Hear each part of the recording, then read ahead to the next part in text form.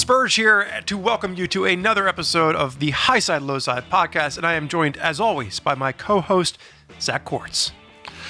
Thank you, Spurgeon. It's great to be here. We are nearing the end of this journey through Season 5, are we not? It is the final episode of Season 5, and boy, do we have something exciting in store for you. For the final episode, we were able to secure one Mr. Carey Hart to join us on the podcast. He is going to be our guest today, and as always with the season finale, what we like to do with our guest is we walk them through all of the different topics throughout the season, and we give them an opportunity to have their opinions heard on all of the different episodes that we've addressed. So we're going to go through in a nice roundtable season recap. We're not going to tackle any news. We are going to give away a t-shirt, and then actually the surprise that we have at the end too is we were able to find a comment that we thought would be really good for Carey to answer. So we're gonna welcome him into our comments section, which is something we don't normally do with our guests.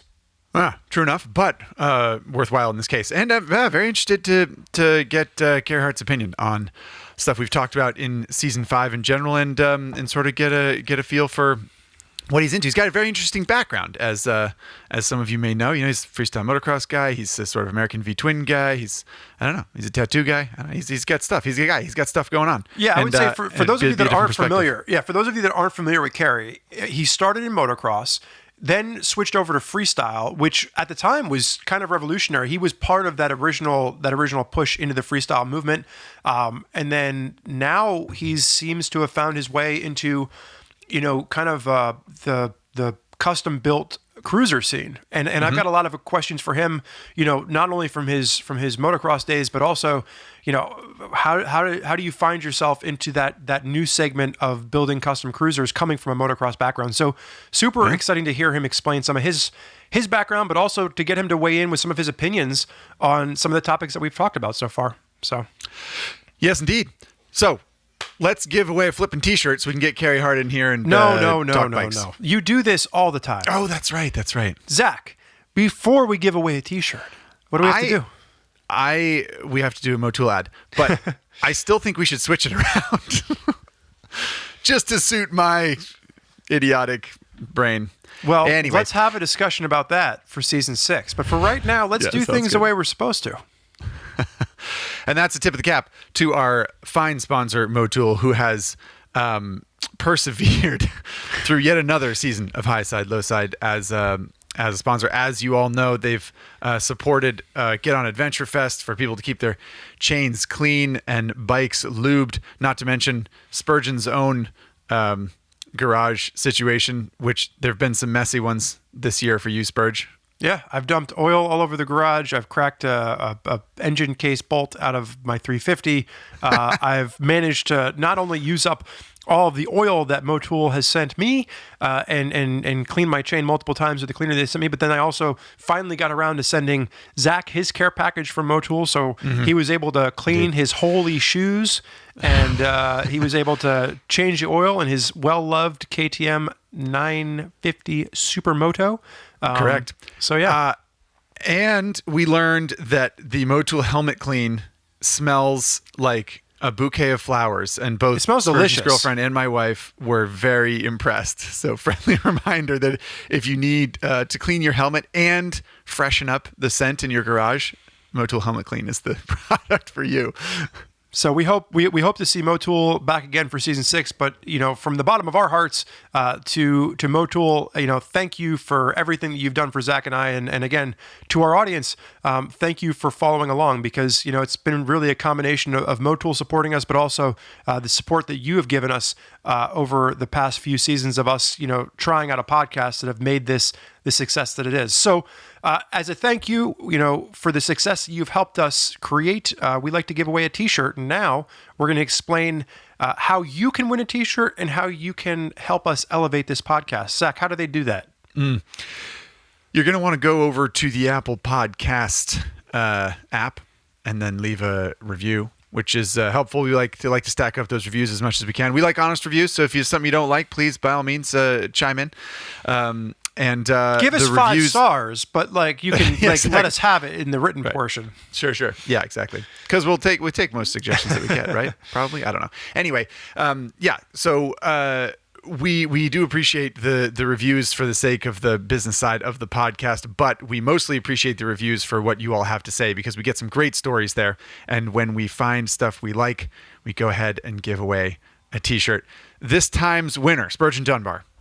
Today's winner comes from one Robbie JT. Robbie JT wrote in and said, about a year ago, I found out my wife was pregnant with my 3rd kid. And then I came across this podcast. I needed an escape from my house, one where the kids couldn't bother me, and you guys inspired me to buy a T7. Bought it Father's Day weekend. Thanks for the present. So we wanted to save this comment because when this podcast airs, it'll air right around Father's Day weekend. And we wanted to highlight Robbie JT, who sounds like he's using the podcast as, an escape from some of the craziness that might be going on in his house with 3 kids running around. Right. We got a kick out of this. Hopefully, Robbie, you do love your family at the end of the day. But for being inspired to purchase a Yamaha Tenere 700, we are very happy for you. And please do send us your preferred T-shirt size and your mailing address to Highside Lowside at RevZilla.com. And we'll send you a T-shirt so you can prove to everyone, especially your family, just how much you love this podcast. It's really interesting. So, it's funny to see how the Highside Lowside podcast has really kind of bled over into other pieces of content. I was reading some of the comments on the Ducati Desert X review, and there were multiple people that were putting little cocktail drink emojis in the comments section because they're like, Spurge talked about a KTM. Even in this video, you have to take a drink. So I think it's funny that the Highside Lowside drinking game is now carrying over into some of the other content that we create. So God help someone that ends up watching a KTM bike review that we do and they play that same drinking game. So it'll knock you on your pretty quickly. Indeed. Well, on the topic of carrying over into something, let's carry over into Carey Hart, shall we? Look at what you did. All right, let's bring Carey Hart on. There he is. Carey Hart, ladies and gentlemen. Thank you so much for joining us, and we appreciate you jumping through all the many hoops to make this podcast work. Have you ever had so much computering to do in your life? Be honest. First of all, thanks for having me. It's all good. And it's actually been like a clinic on old man computering. So I've learned a lot of things on this little adventure. So it's all good. Right. Well, I want to say I was looking at your Instagram feed, and you have got quite the setup going on. You've got like the big O-light and everything. You look beautiful right now, and it really shows. So yeah, I'm trying to get professional on this stuff. So thank you. I appreciate it. Well, I'll be doing all my Instagram bikini shots with this ring here in a little bit as well. So keep an eye for that. Perfect. Yeah. I think there's probably, for people approximately our age, there's nothing more humbling than technology, really, at the end of the day. Oh, God. So we have the way it's going to work. I think producer Chase talked you through this a little bit. We're going to go through sort of our season 5 topics and fire some stuff at you that the audience is hopefully already familiar with, and you can weigh in on your with your opinion. Cool. But first, we'd like to do like a little background. Usually we have a guest on for the first time. We do a little lightning round of questions about sort of your motorcycling background so that people who are not familiar with you would get to know you a little bit better. And we might learn a thing or two as well. So Spurge, you want to take it away? Question 1? Yeah, I think the first question that we want to start off with is really focused on, your beginnings and like what got you into motorcycling. What was your catalyst for jumping on 2 wheels to begin with? My family, we weren't the traditional stick and ball family. My grandfather rode dirt bikes. Both of my uncles did. My dad rode, and none of them professionally, but just for fun. So, my earliest memories were going to like Pasadena Supercross when I was 3 and 4 years old. So we didn't follow that traditional model of sports. Though I did do some, like our kind of glue to our family was 2 wheels. And I got my first motorcycle at the age of 4. It was a 79 RM50, which I actually still own. Nice. And You have the same, you're not just like a recreation. You have the same one that you had at 4 years old? Well, funny side story to what I'm about to tell you is about 10 years ago, maybe longer, I had the urge, because I don't save anything. Like through my entire career, like if you're in my shop, the only thing I saved was old helmets. I don't have pictures. I've lost most of my medals. Like I don't save anything. So I was getting a little nostalgic probably about 15 years ago, and my Uncle John is really big into the vintage motocross racing series. He was actually the president of ARMA for a while, and he's really, really into motorcycling, vintage bikes. So I told him years ago, I wanted to get an old 79 RM50, and they were kind of hard to come by because 1980 and newer is when they went to the plastic tank. Okay. But the 79 was the last year of the steel tank, so I was really specific on getting that bike. So anyways, long story short, he calls me about 6 months later, and he's like, hey, I found your 79 RM50. I was like, all right, great. Just buy it or I'll buy it, whatever, send me the link. He's like, no, I found your 79 RM50. What? So How? strangely enough, I grew up in Las Vegas. That's where, my life was for the first 35 years of my life. And, it's a pretty small town, speaking from up until 2000.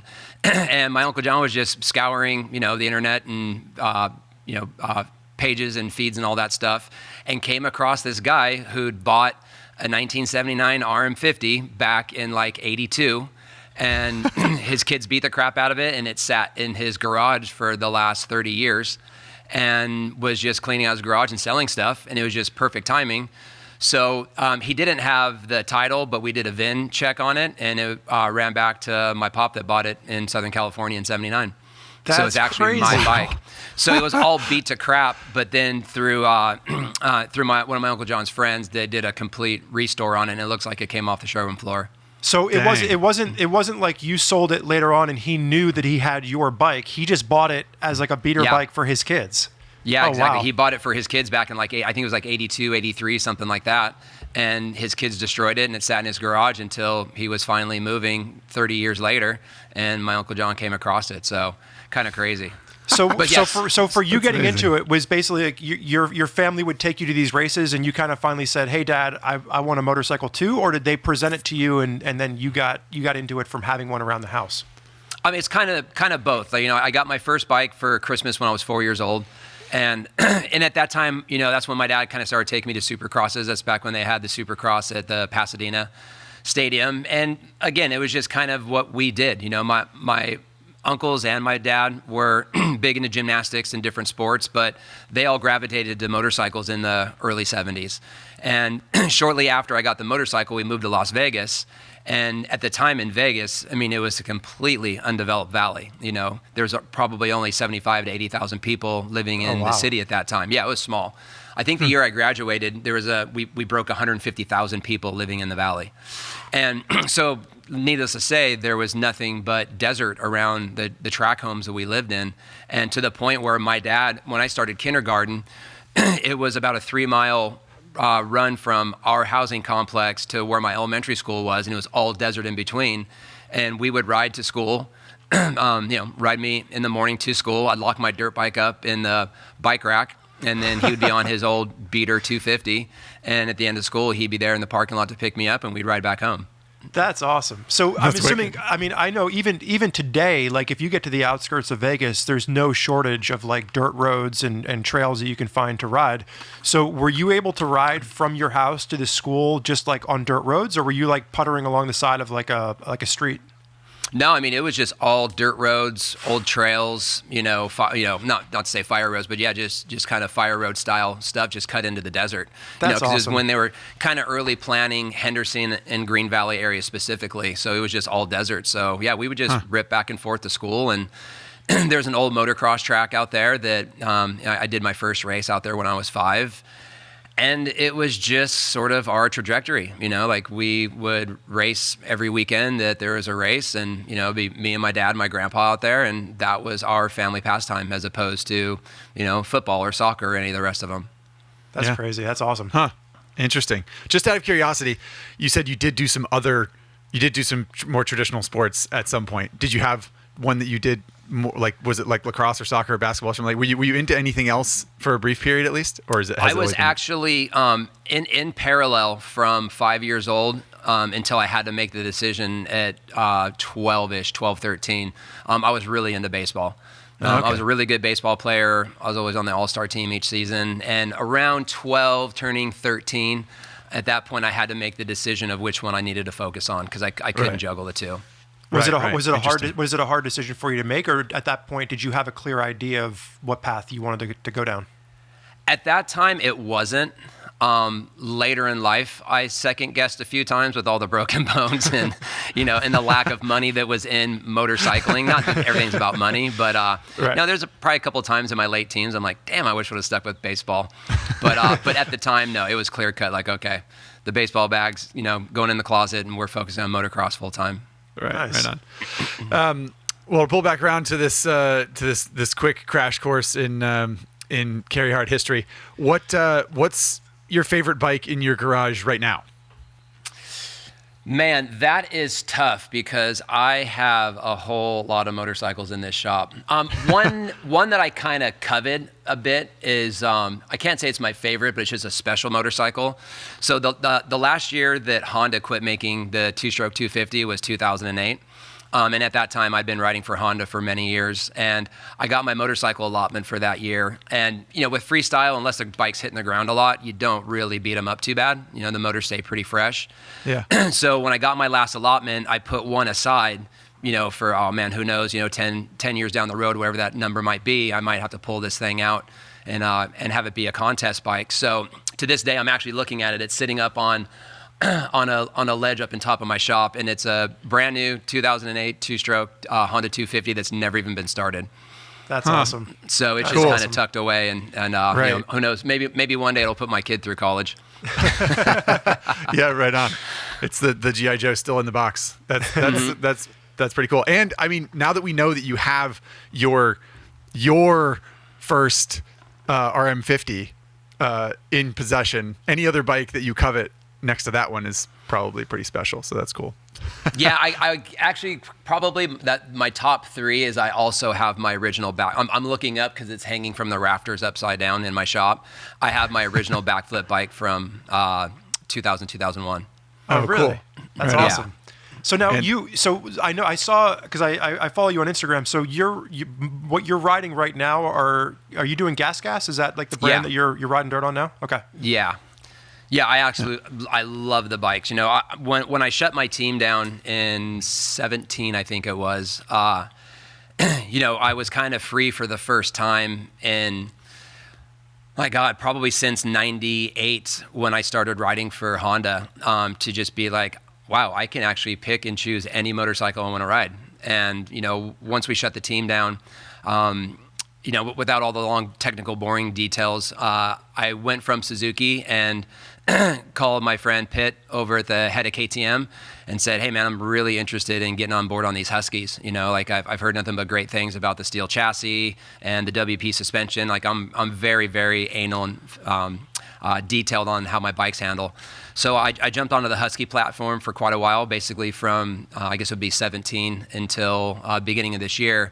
And I was sort of limited on what I could do with Husky because shortly after, Husky launched their V-twin platform. So it was a bit of a conflict with Indian. And then, so earlier this year, the bosses called and said, hey, you interested in maybe jumping on Gas?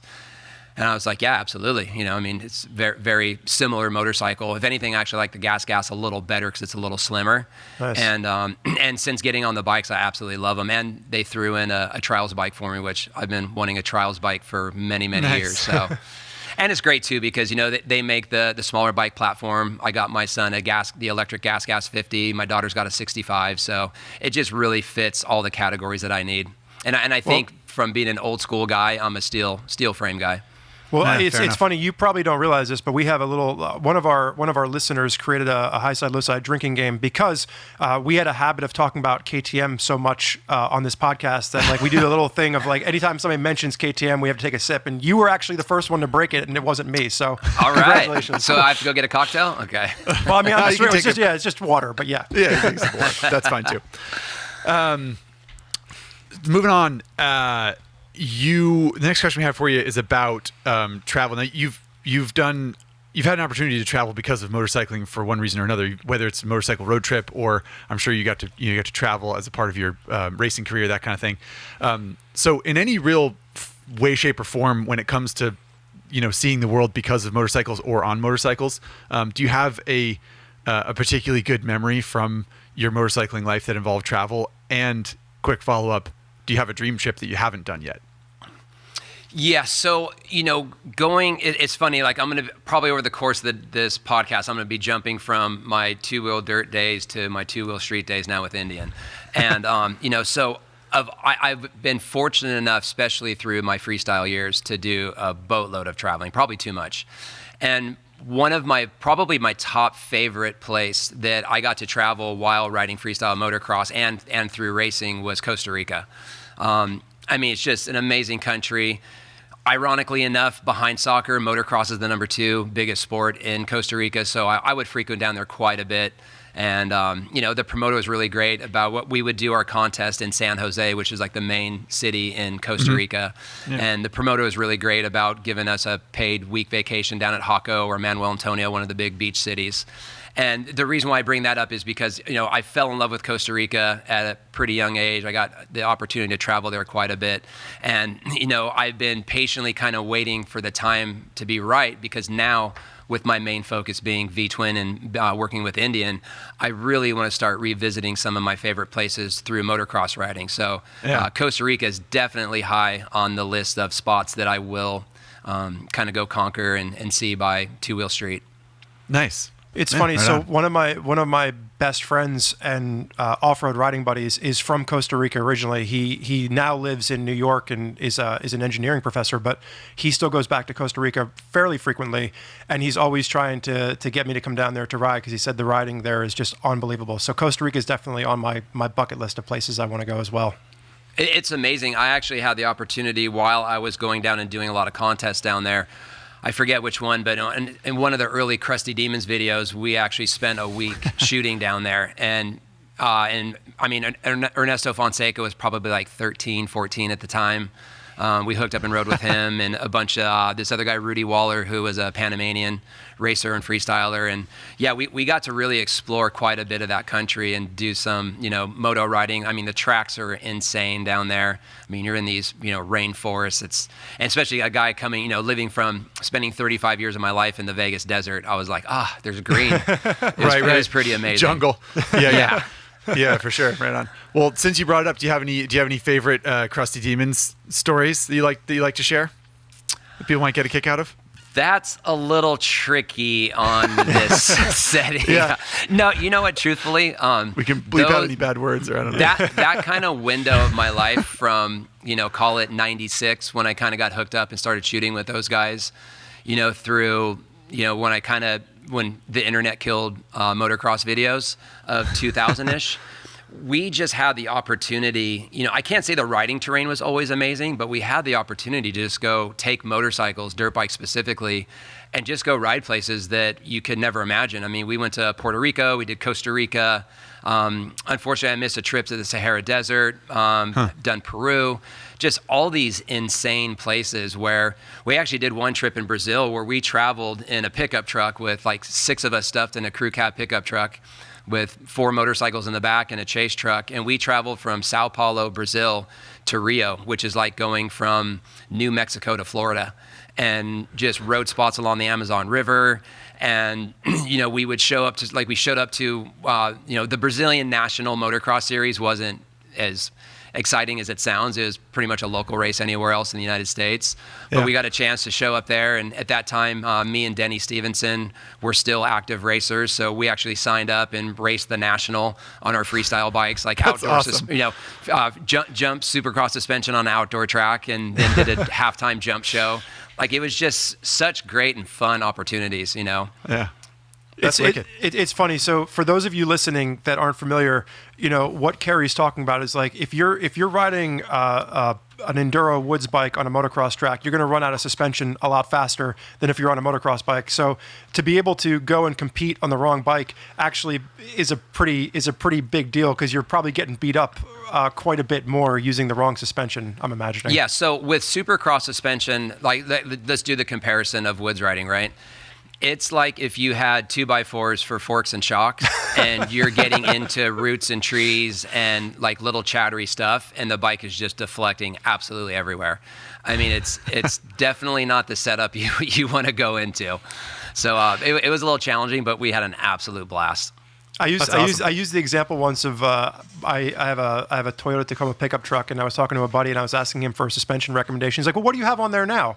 And I was like, "Oh, the stock suspension." And he's like, "Well, how many miles do you have in your truck?" I'm like, "I don't know, like 120,000." He's like, "Oh, it's probably like riding on broomsticks." So I'm like, "That's a great analogy. It's like putting broomsticks down there." Exactly.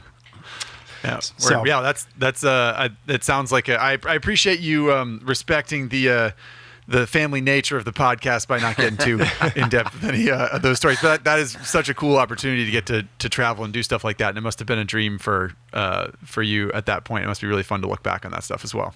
I mean, it was because, my career path at that point, I was just a lonely privateer supercross and motocross racer. Right. I traveled the 250 Supercross circuit and the full outdoor series with 2 beat up bikes in the back of my van, no mechanic, and just by myself. I would be doing all my bike maintenance during the day as well as on the weekend at come race day. And to have this sort of overnight switch from, barely just getting by from race to race and sleeping in my van four of the 7 nights of the week, to having this opportunity to fly around the world and ride motorcycles and people being excited to see me. It was quite the exciting culture shock, to say the least.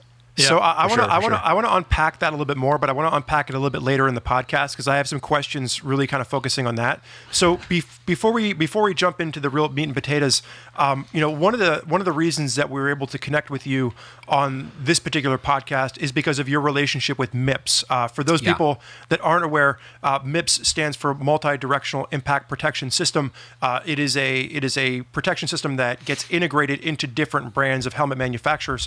So really, one of the questions that we had for you was, how did you get started with MIPS? What's your relationship like with that organization? Because they were the ones that really brought you to our table in this relationship. Yeah, it's been a great learning lesson, me working with MIPS.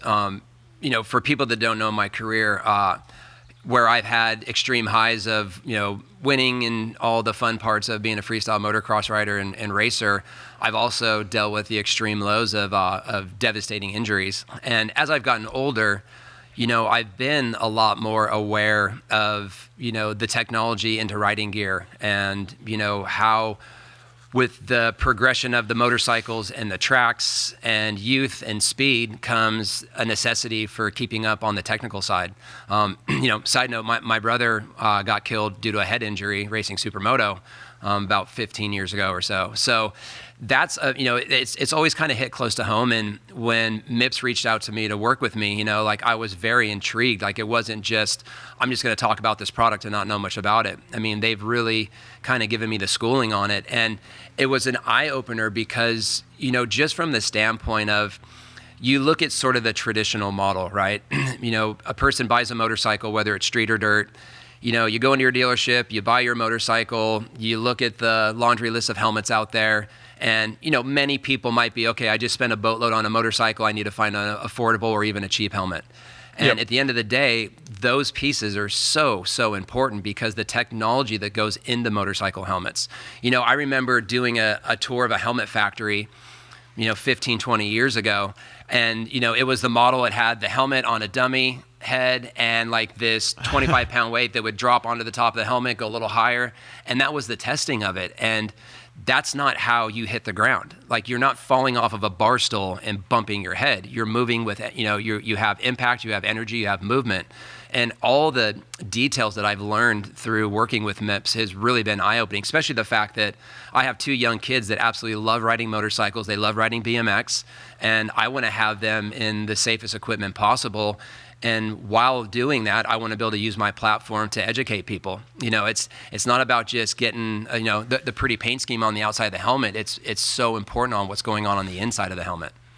Yeah, it's interesting. So I know specifically with MIPS, you talked about price. One of the things that I always found interesting was their technology. Because of the way they work with different brands, they were able to integrate it into more affordable helmets. So I remember one of the most aggressive head crashes that I had from the adventure side of things. I was doing an off-road ride that was getting pretty picked up in speed, and I lost it in a muddy section, and I went down and I landed on a rock, and I mean, I just thrashed the helmet, but it was like a $200 Bell helmet, but it had the MIPS inside. And to your point of like, that's not how we crash. I crashed in the side of my head, and then it kind of like tweaked. And it really, the beauty of MIPS is that rotational protection that it provides from like the brain shear.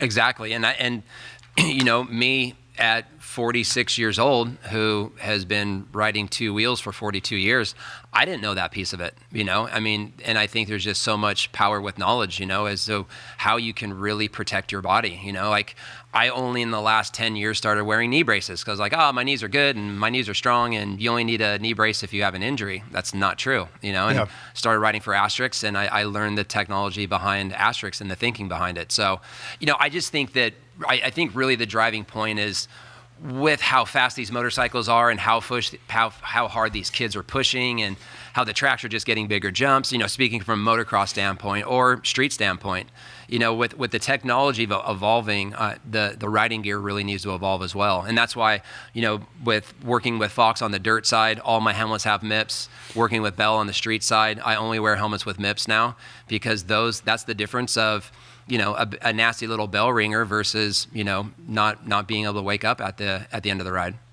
Yeah.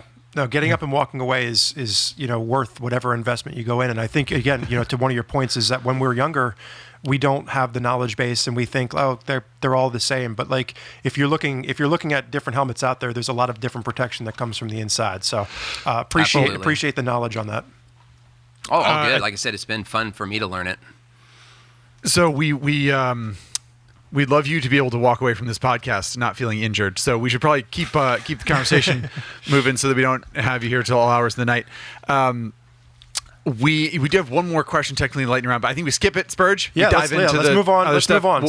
We'll cover. For those of you out there that have listened to the way that we've done this before, what we like to do is we like to go through each of the 12 episodes or each of the 11 episodes previous to this one from the season, and we're going to give our guest Carey a chance to kind of weigh in on some of the topics that we've talked about.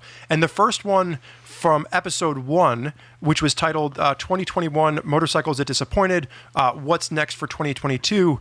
Really, Carey, the first thing we kind of wanted to throw to you was, do you have any favorite bikes that have come out in this past year? You know, you talked a little bit about Gas and some of the opportunities you had there, but, you know, what are some of the favorite bikes that you've seen released in the past 12 months or so? One thing I'm pretty excited about, like I'm an old guy, I'm a two-stroker at heart. You know, I still love riding my two-stroke 250. I just saw that KTM has now just introduced an electric start, both 125 and 250. You know, that's really exciting, especially being an old guy with beat up ankles and hips and not having to kickstart my bike. You know, I'm hoping that technology bleeds over into gas. And even more than that, I just think it's pretty admirable that, you know, the KTM umbrella, you know, Husky gas is not only still embracing and producing two-stroke motorcycles at least from the motocross standpoint, but adding more technology into them and making them better. It was pretty heartbreaking to see all the Japanese companies pull out of the two-stroke model going back, whatever it was, 10, 15 years ago. Yeah, whereas you have the Austrians that are doing fuel injection and oil. Like they've just kept pushing the envelope as far as the technology that they're doing with their two-stroke design. Isn't there technically a 2021 or 22 YZ125? Didn't Yamaha come like either re-release or come back out with a 125 two-stroke? Yeah, I heard some grumblings about it. I don't know.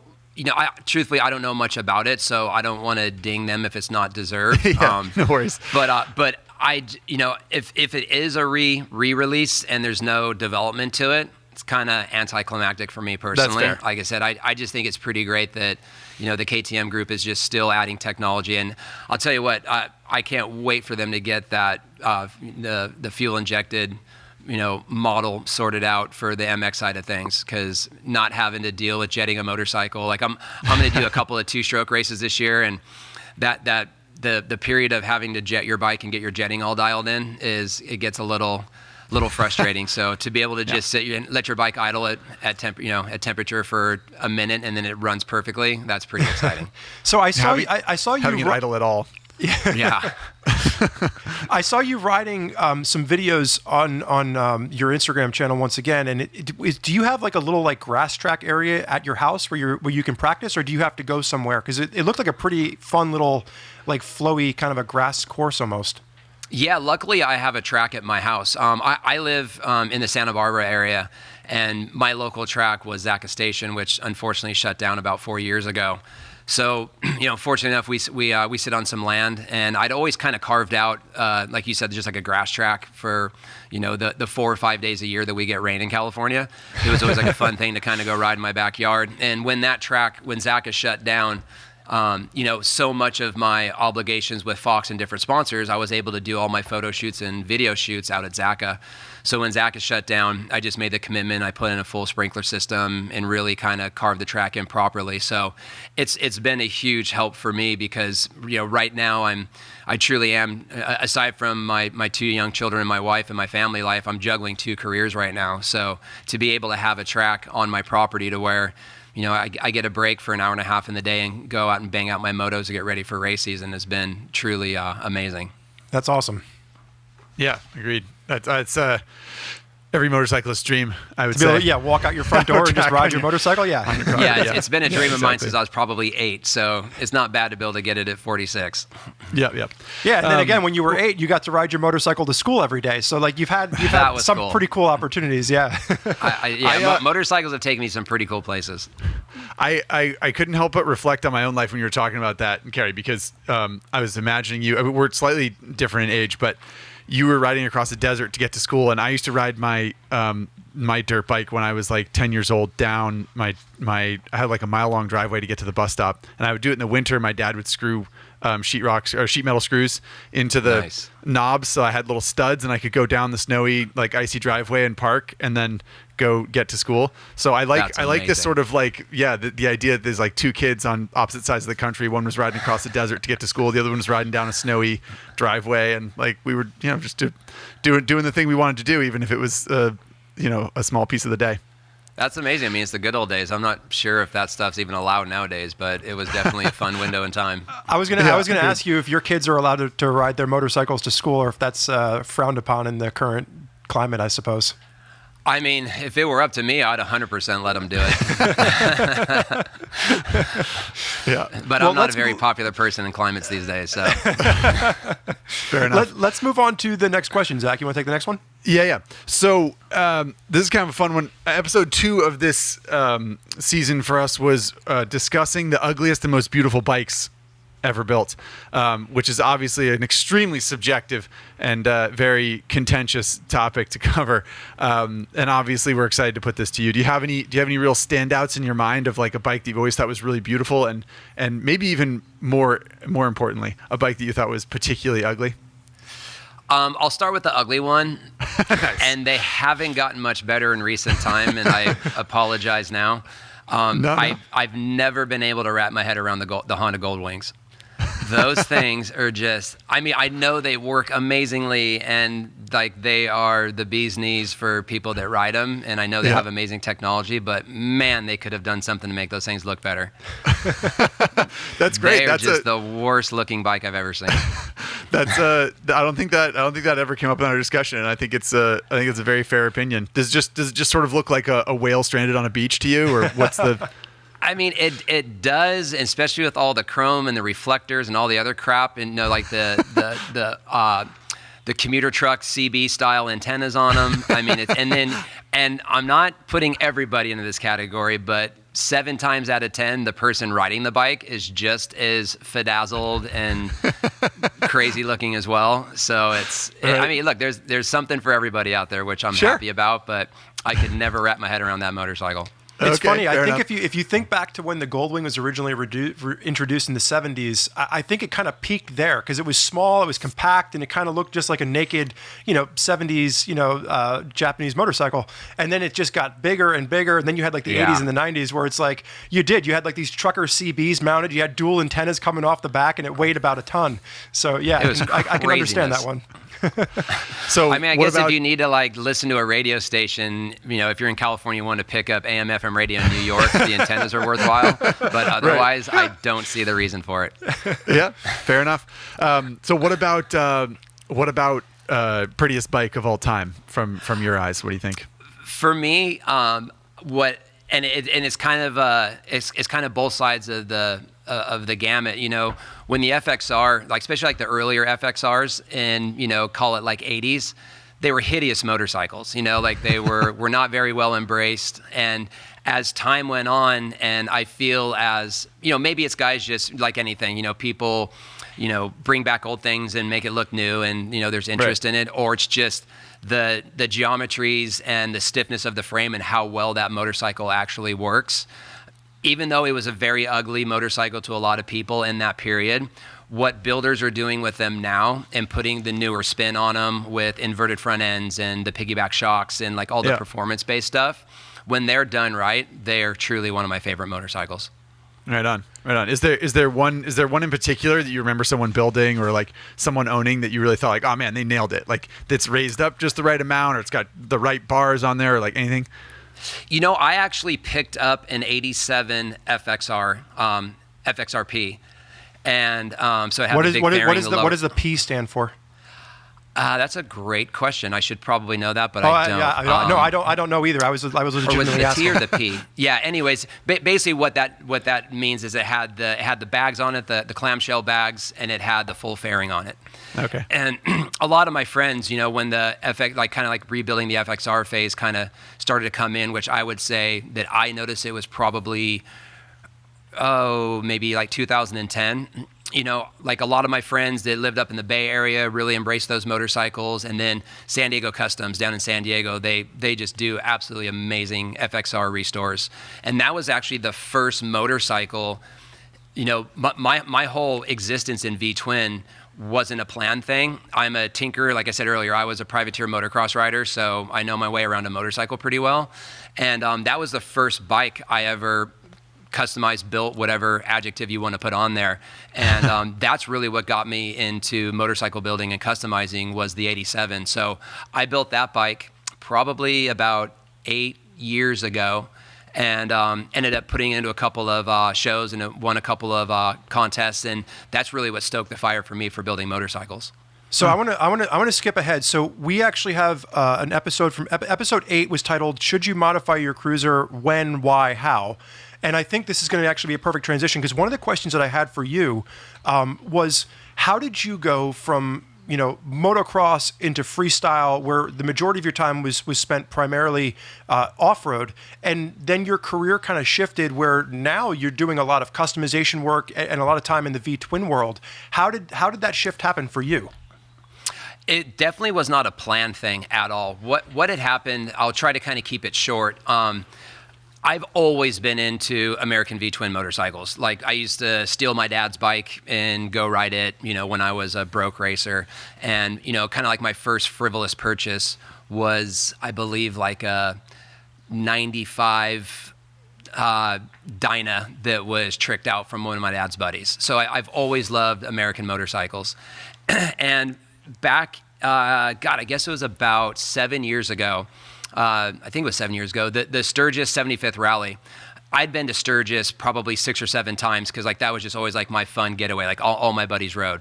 And I got the opportunity to be the Grand Marshal for the 75th Rally, which was an insane bucket list for me. Yeah. So so part of the deal with being the Grand Marshal was Harley Davidson gave the Grand Marshal a motorcycle each year, and I got a Road Glide. So while I was kind of tinkering on this FXR, I had some downtime, and I was like, all right, I want to customize this bike. I've never done one before. And again, I'm a tinkerer, and what that means for me is being a privateer, supercross, motocross rider, and freestyle rider, I was my own mechanic. If I had to split the cases, I split the cases. Top ends, clutch swaps at race day, whatever. I had to do it all myself. So I have this great shop, great set of tools, and I went to work on this bike. And went to the Sturgis Rally that year and did my requirements for the rally, and a couple of magazines shot my bike for not primarily just because I was the Grand Marshal, and they're like, wow, you did a great job on this bike, looks really cool. So one of the magazines that shot my bike was Bagger Magazine, and the editor of Bagger, about a month and a half later in September, called me and he's like, hey, we met in Sturgis, blah, blah, blah. He's like, how serious about this bike building thing are you? And out of nowhere, I just blurted out, yeah, I'm super into it. He's like, all right, well, what do you think about being one of the invited builders on the Hot Bike Tour next year? And I immediately said yes. He's like, all right, cool. Well, we'll have you on the list, and you'll be on the Bagger side, and see you in 11 months. I hung up the phone. I'm like, oh Jesus, what did I just get myself into? So from that point on, what did that mean for you? So I'm not familiar, and I'm sure our audience would love to know. Like, did that mean that you're committing to going to all these different shows around the world? Like, what was that commitment for you? So what the Hot Bike Tour was kind of the last, I feel, was kind of like the last of the real big custom bike building competitions, with the running of Monster Garage and Biker Build Off and all that stuff. This was kind of like the one last event that kind of still stood and had quite a bit of horsepower behind it. So from the Bagger Magazine side, they would have 10 invited builders doing cruisers. And on the Hot Bike side, it was anything on like the mid-size platform. And then through, I think it was like maybe Source Magazine, they did traditional chopper. So it was this week-long motorcycle competition that traveled through the Southeast. And each day there was judging on the bikes, and there would be an overall winner at the end of the week. So it was, for me, again, it was just like kind of like a bucket list thing. Like, all right, I'm going to do this. I'm going to jump on this. And fast forward to, I did that show. My bike, luckily enough, won, I think, 2 of the stops. And the phone just kind of started ringing. And at that point, I was coming up on 40 years old. And I'm like, okay, no one has ever cheated Father Time before. I'm not going to. I know my days are kind of numbered with motocross. I've already long exceeded my shelf life, but this could be something that's a very natural segue for me. It's like, yes, I'm jumping the street from motocross to street, but I feel that there's a large contingent of V-twin motorcycle riders who probably started in the 70s, 80s, 90s on dirt bikes and knew who I was. And basically, I'm just kind of bringing my fan base that followed me through motocross over to the street side.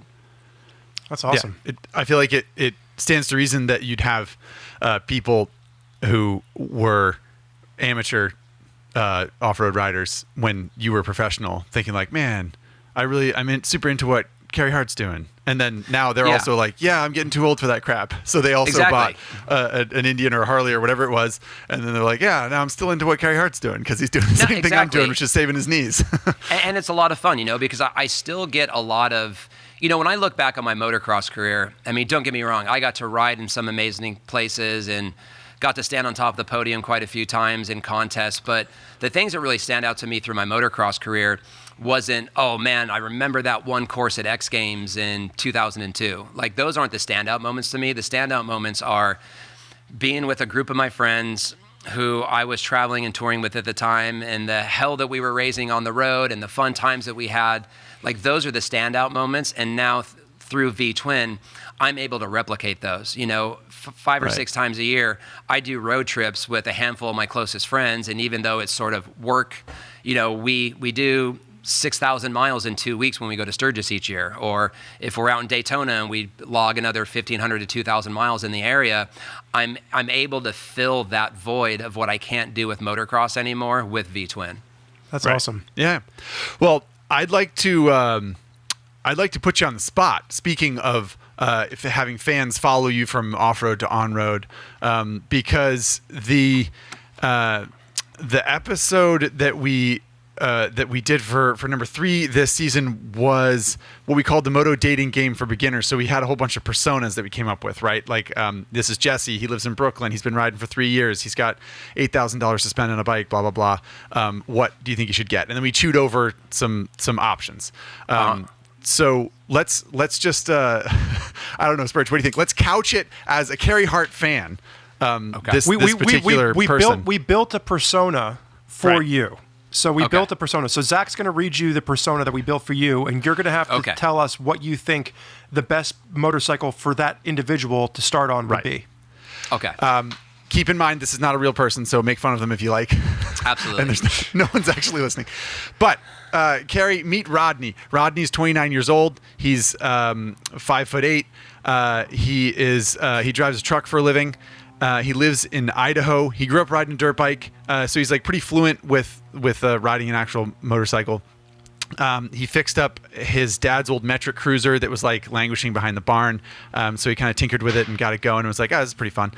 But now he wants a new bike. So he wants he wants something fresh. He wants something cool. He's gonna ride like around. He lives near Boise, say, I don't know, whatever. And he wants to ride around town kind of. He wants to ride out to his friend's cabin outside town and sort of putt around on the weekends and have fun.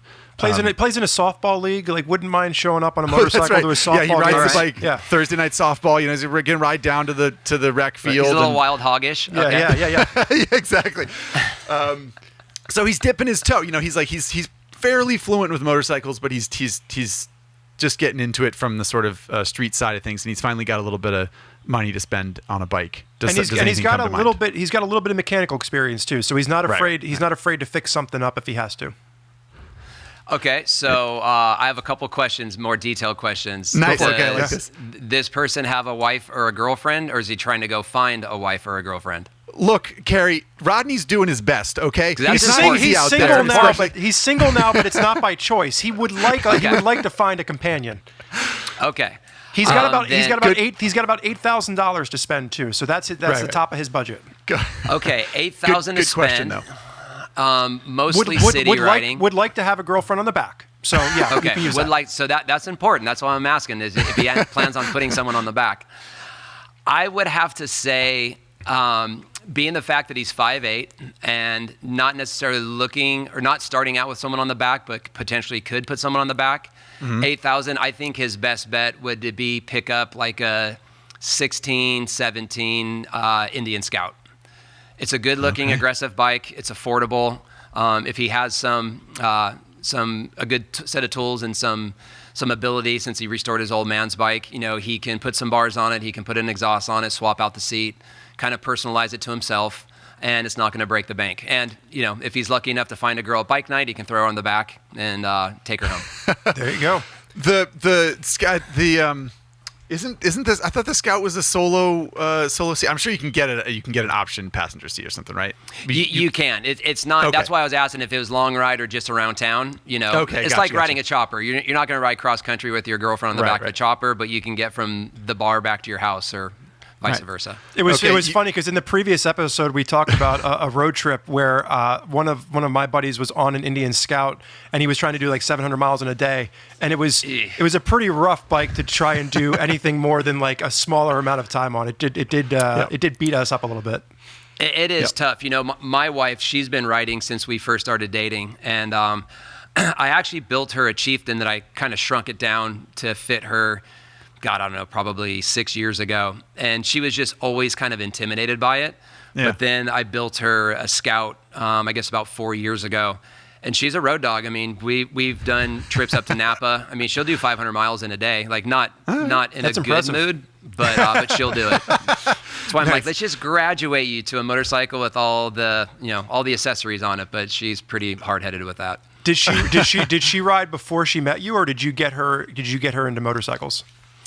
She actually grew up riding on the back of her dad's bike. Her dad was a big rider, Vietnam vet, big time motorcycle rider, like long distance rider. So she grew up on the back of his bike. And shortly after we started dating, I said, "Look, I don't do the passenger thing. It's just not me. You know, if you want to spend a lot of time home on the weekends while I'm out riding." Or if you don't want to, you need to start riding motorcycles. So I got her like an older, well, at the time it was new, but I got her a Honda 230 dirt bike. Nice. Very nice, easy, learnable motorcycle. Got her started on dirt, got all the basics down, and then her first motorcycle I got her was a Triumph Bonneville. Oh, that's awesome. And she rode the wheels off that thing and then has been graduating ever since. So I would say to date, she's easily ridden 40, 50,000 miles. Oh, that's awesome. Yeah, we literally just added a Kawasaki KLX 230 to the garage for my girlfriend because she was tired of me going out every single weekend. She's like, I want to come and do this too. So it's like you said, it's super approachable, very easy and forgiving to ride. Yeah, it's got the nice big wheels on it, so it doesn't get all chattery on them, and you know they're not going to get a handful and loop out unless they do it on purpose. Well, there you go. So Rodney, if there's a fictitious Rodney out there, you're looking to spend some money, the first generation Indian Scout, when Polaris reintroduced it, would be an excellent option to rip around to your local softball game and visit your friends in Boise, Idaho. And when the ladies come a flocking, you can put a saddle on there and putt around town. That's good. Exactly. I like it.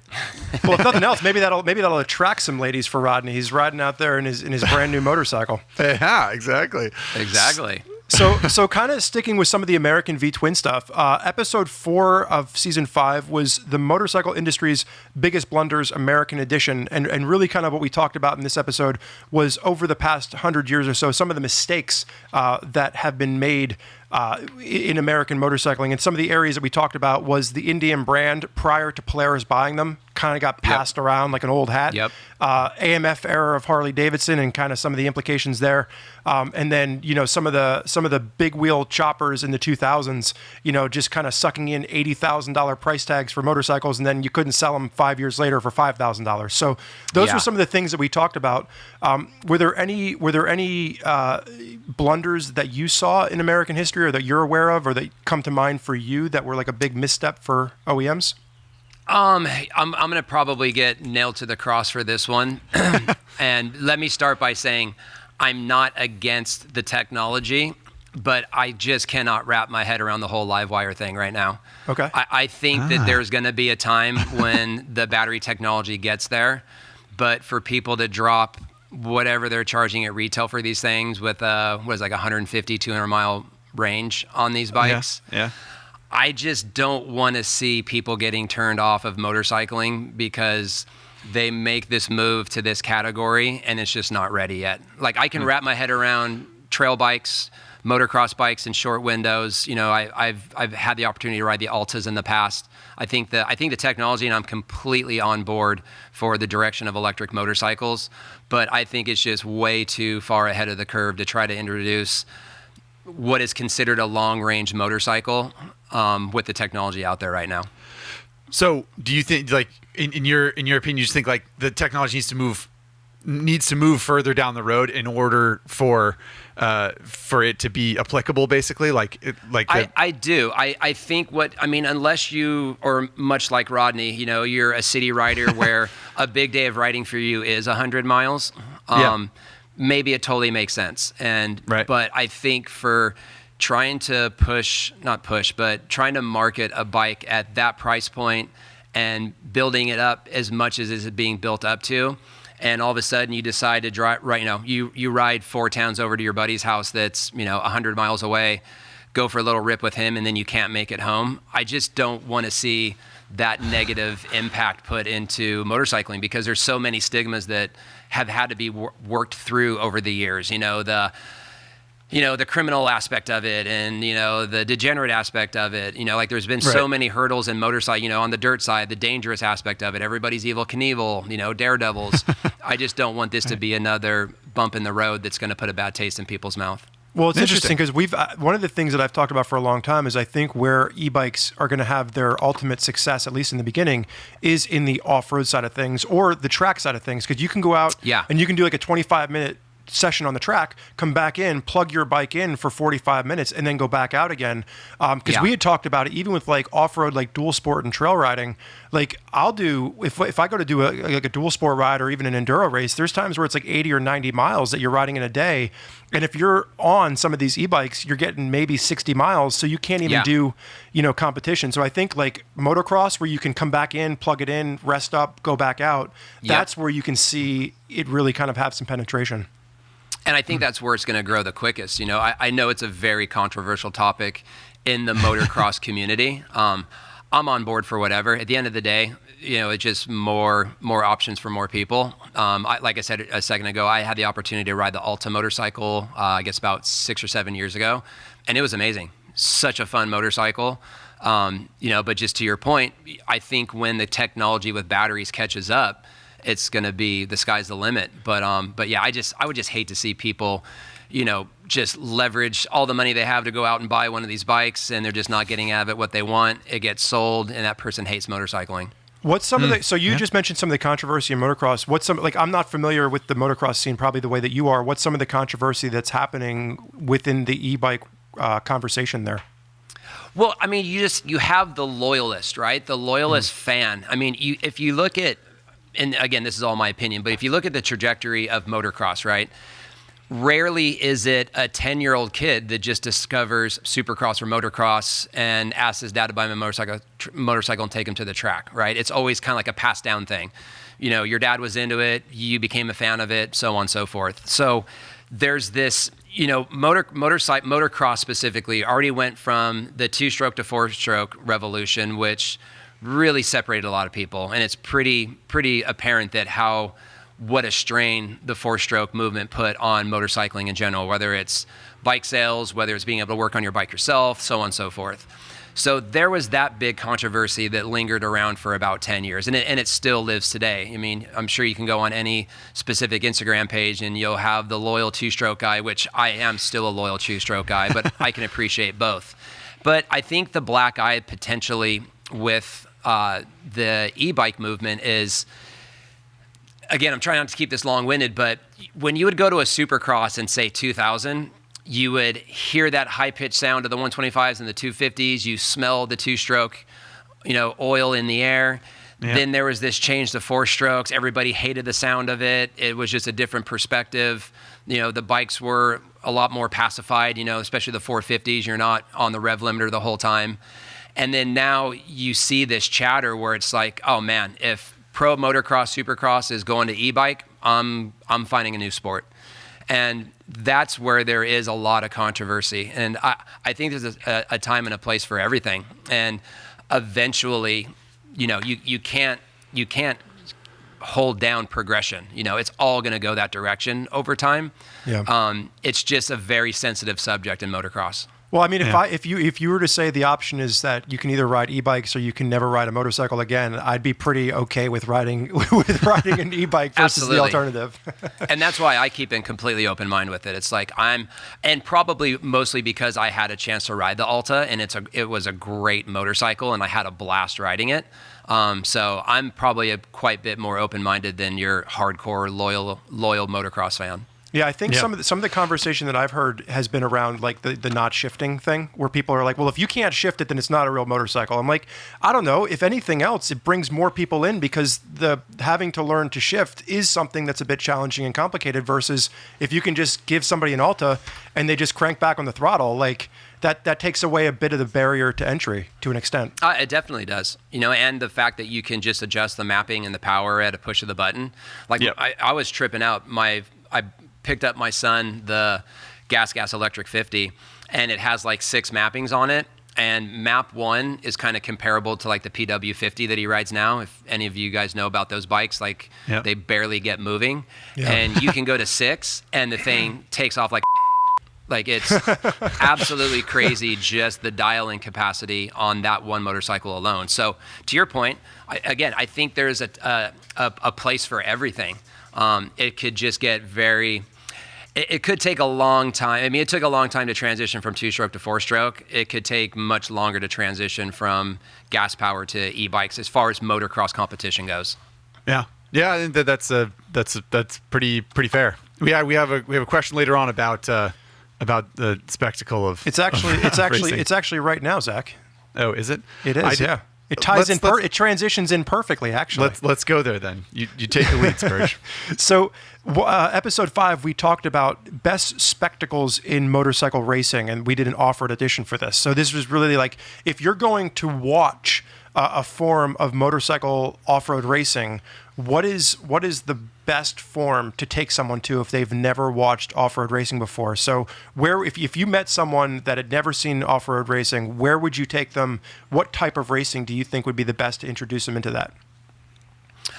Sorry if I'm being one-dimensional, but I would 100% say Supercross. Just from the standpoint of through owning my Supercross team for the 10 years that I did, I was able to turn a lot of like my friends that have small kids, invite them to the races, give them kind of that experience. Because the thing about Supercross is you don't have to know the names, you don't have to understand it. It's all self-contained and black and white. The gate drops, the first guy to cross the finish line with a checkered flag wins. There's tons of actions, there's takeouts, there's crashes. And, I feel that the Supercross series does a really good job of packaging everything and keeping the momentum going. As an amateur motocross racer, I remember taking friends to the track back when, I was a young kid, and it's like, oh my God, is this day over yet? You get there at 7 a.m. and you're chasing the dark as you're leaving at the end of the race day. So I think for trying to turn people onto it from a live sporting event, it's really hard to say that there's a better sport on the off-road footprint that you could take someone to, that they can understand it, grasp it, and really get sucked into it. So that is earlier in the conversation, I had asked you, or I had said I wanted to put a time out on the conversation because I wanted to bring it back around, and I actually wanted to bring it back around here. For yourself personally, going from racing motocross into freestyle, like what was that shift like for you? What was that decision like for you? Because it sounds like you went from a lifestyle where you were kind of doing everything yourself, living out of a van, to a lifestyle that ultimately kind of blew up because of the time and place. And arguably, you had mentioned, YouTube came along and killed some of that. You were arguably in this little bubble of the right place at the right time. What was that transition like for you, and how was that decision made? Well, truthfully, I feel that I was sort of forced out of racing. Myself and that handful of original freestyle riders. Again, going back to the late 90s, 97, 98, 99, that period of time, I was a very committed Supercross motocross rider. I took it very serious. My father was a single father, it's just me and him, and he leveraged every spare penny to support my motocross career. And, I was a kid. I was, 18, 19, 20 years old, and I had crazy colored hair and I had tattoos, and I didn't have a lot of support because I'm not going to tell you I was this amazing racer. I was a guy that made a handful of 250 mains. But at that time, I was one of the top privateers at that time. And motocross was going through this transition that they wanted to replicate what NASCAR was. Clean cut, American kid, perfectly brushed hair, the mechanic shirt on, yes sir, no sir, and not a lot of individuality that was really happening in the sport at that time. So I got done with racing Supercross in the 98 Supercross season. The series wrapped up in my home state at Vegas, and I'd done the entire Supercross series, and my body was just beat to I fractured my arm 4 races from the end of the series, still pushing through it. And, when the Supercross series wrapped up that year, like I could barely get a free set of handlebars, let alone look to a place to land on a team to consider, to continue this career path. And it was pretty frustrating. And it was primarily because of the way that I looked and the gear that I was wearing and sort of the persona that I had. So myself, and you have to also look at the same time. Just because you were too handsome, that was the problem? Just a little too wild, like they weren't big on the visible tattoos and the crazy colored hair, which was all the fad back in those days. It's funny, I remember a buddy, a real close friend of mine at the time, and like my training and riding partner, his name was Greg Schnell. He was an amazing 125 racer. He got signed onto the Chaparral team that McGrath was on at the time. And I was with him when he was reading over his contract, and in his contract it said, no colored hair, no visible tattoos, no visible piercings. Like there's this whole requirement that he had to meet off of the track to be able to get this ride to go racing on the track. And, I was in that boat. Guys like Mike Metzger were in the same position, guys like Brian Deegan. And at a certain point, it was like, okay, enough is enough. And there wasn't an orchestrated plan to do freestyle motocross. Over the course of, say, 95 and on, these motocross videos were popping up like Triple X and Krusty and Fox's movies. And at the end of Supercross, I was like, I'm done. I'm going back to school. I'm going to enroll back in college, and I'm going to go be an accountant, and I'm going to just do my 9 to 5. I had my run, and it's kind of over. And over the course of that summer, really the first sort of freestyle paying gig was I had an opportunity to do a jump tour demo on the Warped Tour, which is a music tour. And me and a handful of guys went out and did that. We were getting paid $1,000 a week, which was way more than I was making racing.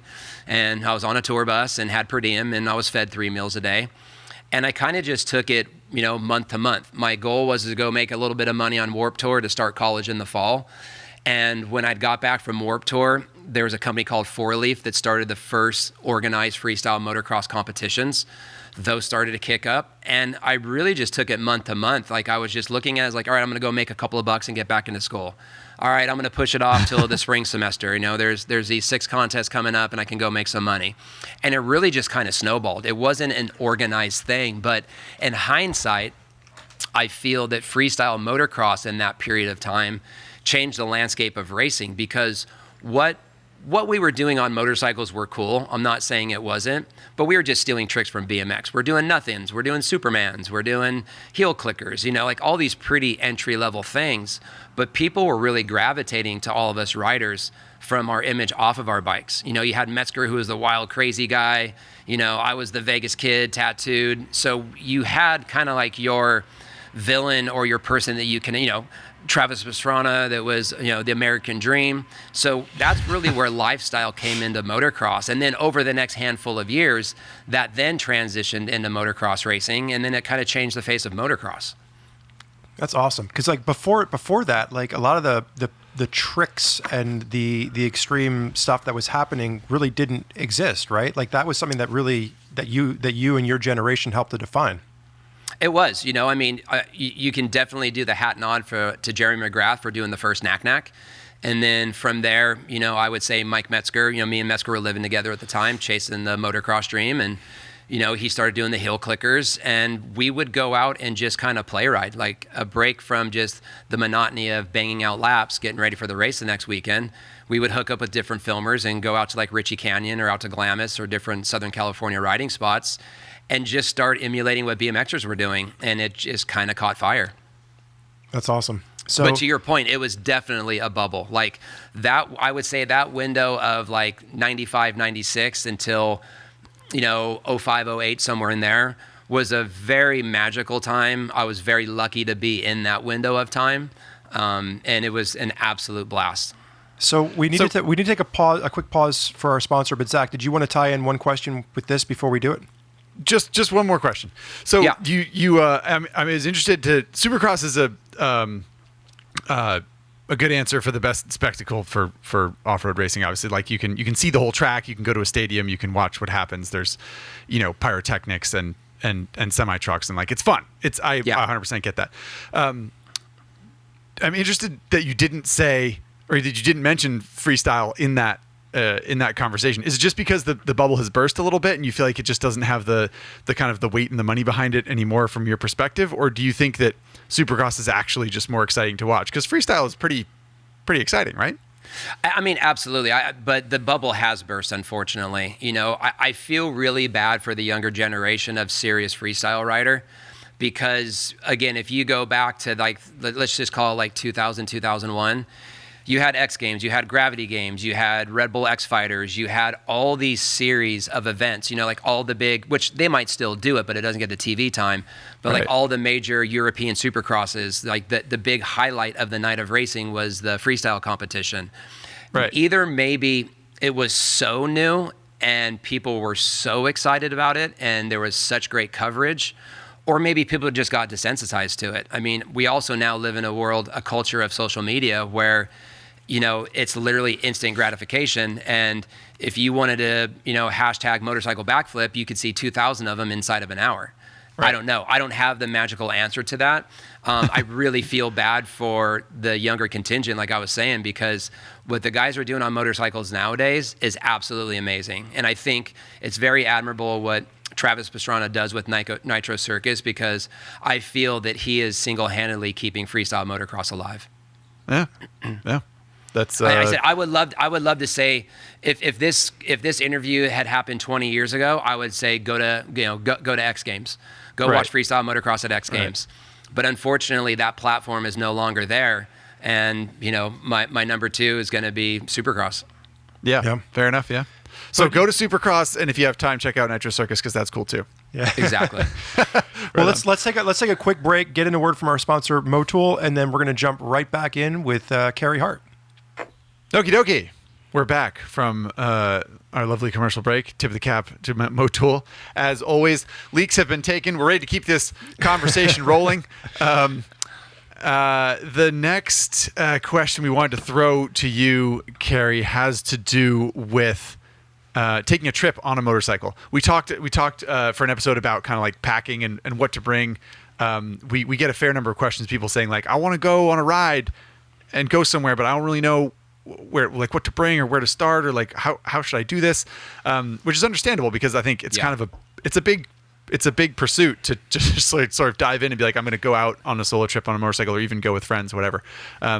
So do you have any kind of like tricks up your sleeve, or like what kind of things do you tell people when they say, I want to take a motorcycle trip? Do you have go-to tools or garments or anything like that you tend to tell people to bring? Yeah, I do. And it's funny because I've probably, like most people, have started the hard way. You know, I've done the stopping at a gas station and buying a bag of rubber bands and trash bags to keep my feet dry. I've been through the gamut of it. Kind of my three sort of top surface or top level packs are rain gear, a good tool set with some safety wire pliers and a good bundle of safety wire and zip ties. And then probably lastly, like with the technology of clothing, I always keep like those insulated either Nike or Under Armour long sleeve and bottoms. Because, I mean, and truly, like, I literally, you know, I ride a bagger. That's mostly my day-to-day rider. I pretty much, other than California, I keep those in my bike at all times, because I am a fair weather rider. Again, I'm from Las Vegas and West Coast, and a cold day of riding for me, like, my kind of cutoff is 60. Unless I have to be on my motorcycle, I will not be on it under 60 degrees. So I always keep those three things in my saddlebag, because there's nothing worse than being cold, and especially being cold and wet. Yeah. I think people don't realize, you know, you talk about the desert, and for a lot of listeners that have never traveled to a desert area, it can be 100 degrees during the day, but you get into some of the areas in the desert at night, and it can drop down pretty quickly to chilly temperatures. So even having, you know, the extra little mid layer to throw on for when the lights go out, it's definitely a good one to have on you. And even, truthfully, even rain gear, because, you know, rain gear, obviously it's waterproof, so it doesn't get wind through it, and it insulates you pretty well. So, you know, you can always use the rain gear as an extra layer. So I've actually have been in situation where it's like, oh, the weather's great, you know, especially like out here, you know, we have monsoon season getting into the fall, and I was riding to Vegas one time, and luckily I had my rain gear in for monsoon season, and hit a cold snap up in the top mountains, and I had all three of my layers on, and I got there without being completely miserable. Right. Yeah, I had told the story. I don't know if you've ever ridden Highway 50 across Nevada there. It's like the loneliest road in America. It crosses from like Ely across. And I was doing that at night the one time on an iron butt ride. And it was the same thing. Like the temperatures dropped pretty drastically. And I was wearing everything I had. It was like rain gear and mid layers and everything. And you're just trying to push through. So it's definitely good to have it with you. Yeah, it is. One thing we talk about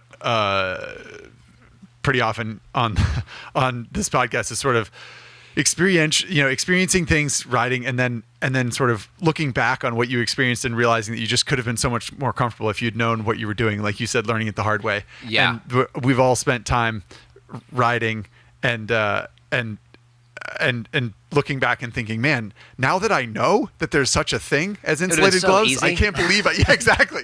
It would have been so easy. I could have just had like a pair of $60 gloves, and I would have been so much more comfortable. But I literally was 21 years old, and I just didn't even know. So I just took off and was riding and was just cold the whole time.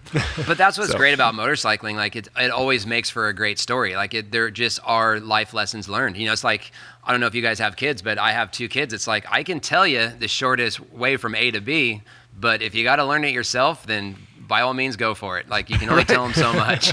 Right. Yeah, that's probably a good outlook. Next question I want to throw to you is kind of a fun one. I'm curious your answer here. We did an episode on our motorcycling heroes, so talking about like people that were influential in our lives. And I think from a close radius in your life, it's pretty easy to look at parents or uncles or people that were close to you when you were a kid that sort of encouraged you. And you implied or said that your dad spent a lot of his money on your motorcycling career, and we share that to a certain extent. I'm curious the people that you sort of, when you were a kid, looked up to on a grand scale. You know, people that were that were doing things that you thought were interesting when you were a kid, or even when you were a successful racer and you were, getting into freestyle, anything like that. People that you looked up to and really sort of influenced you in a big way.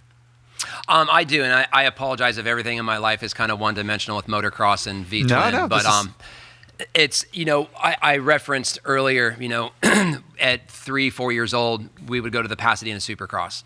And shortly after that, we moved to Vegas. So I remember being at the Pasadena Supercross, and for whatever reason, maybe it was the color of the motorcycle, but Jeff Ward was like always my standout.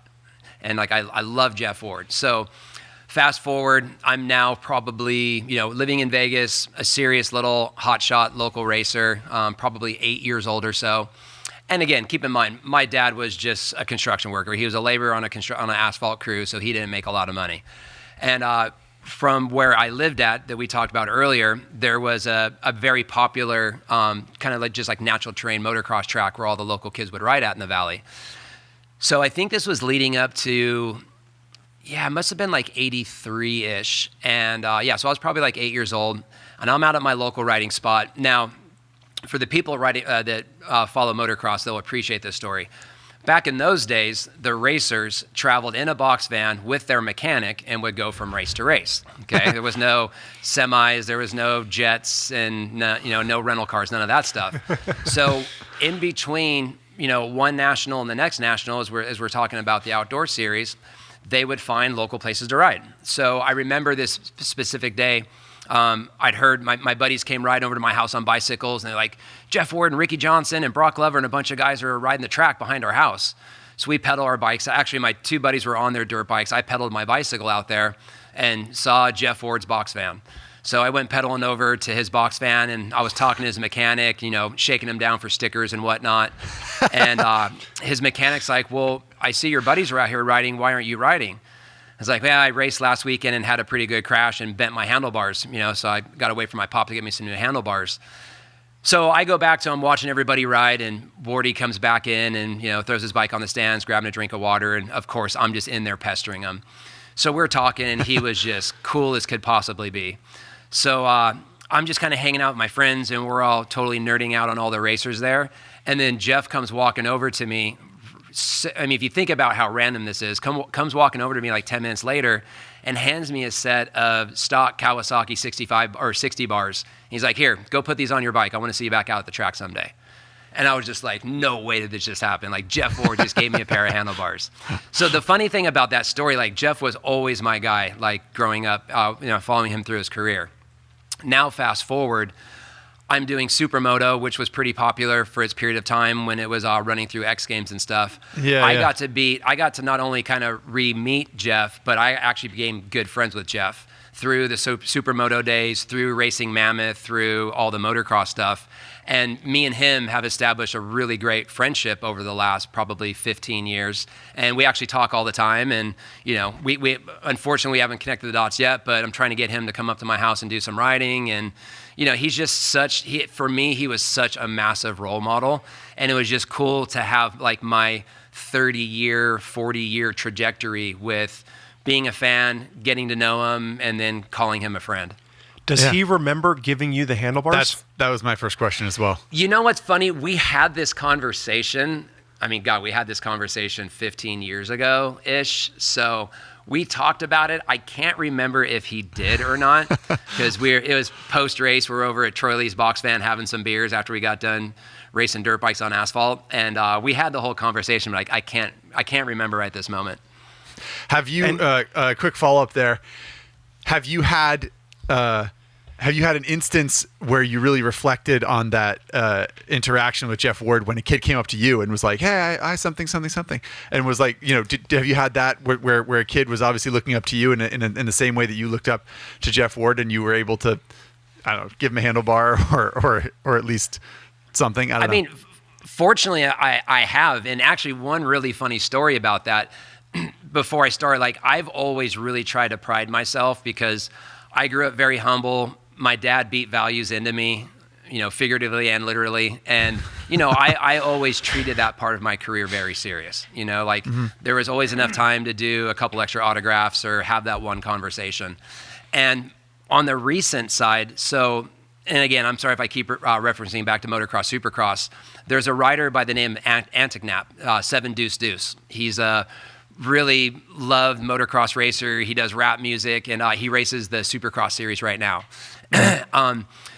So, God, going back about 20 years ago, I was doing a film trip up in the Central Coast of California with a filmer and a couple other riders. And while we were on this film trip, the filmer's like, hey, there's these young two riders are probably 10 and 12 or 8 and 10.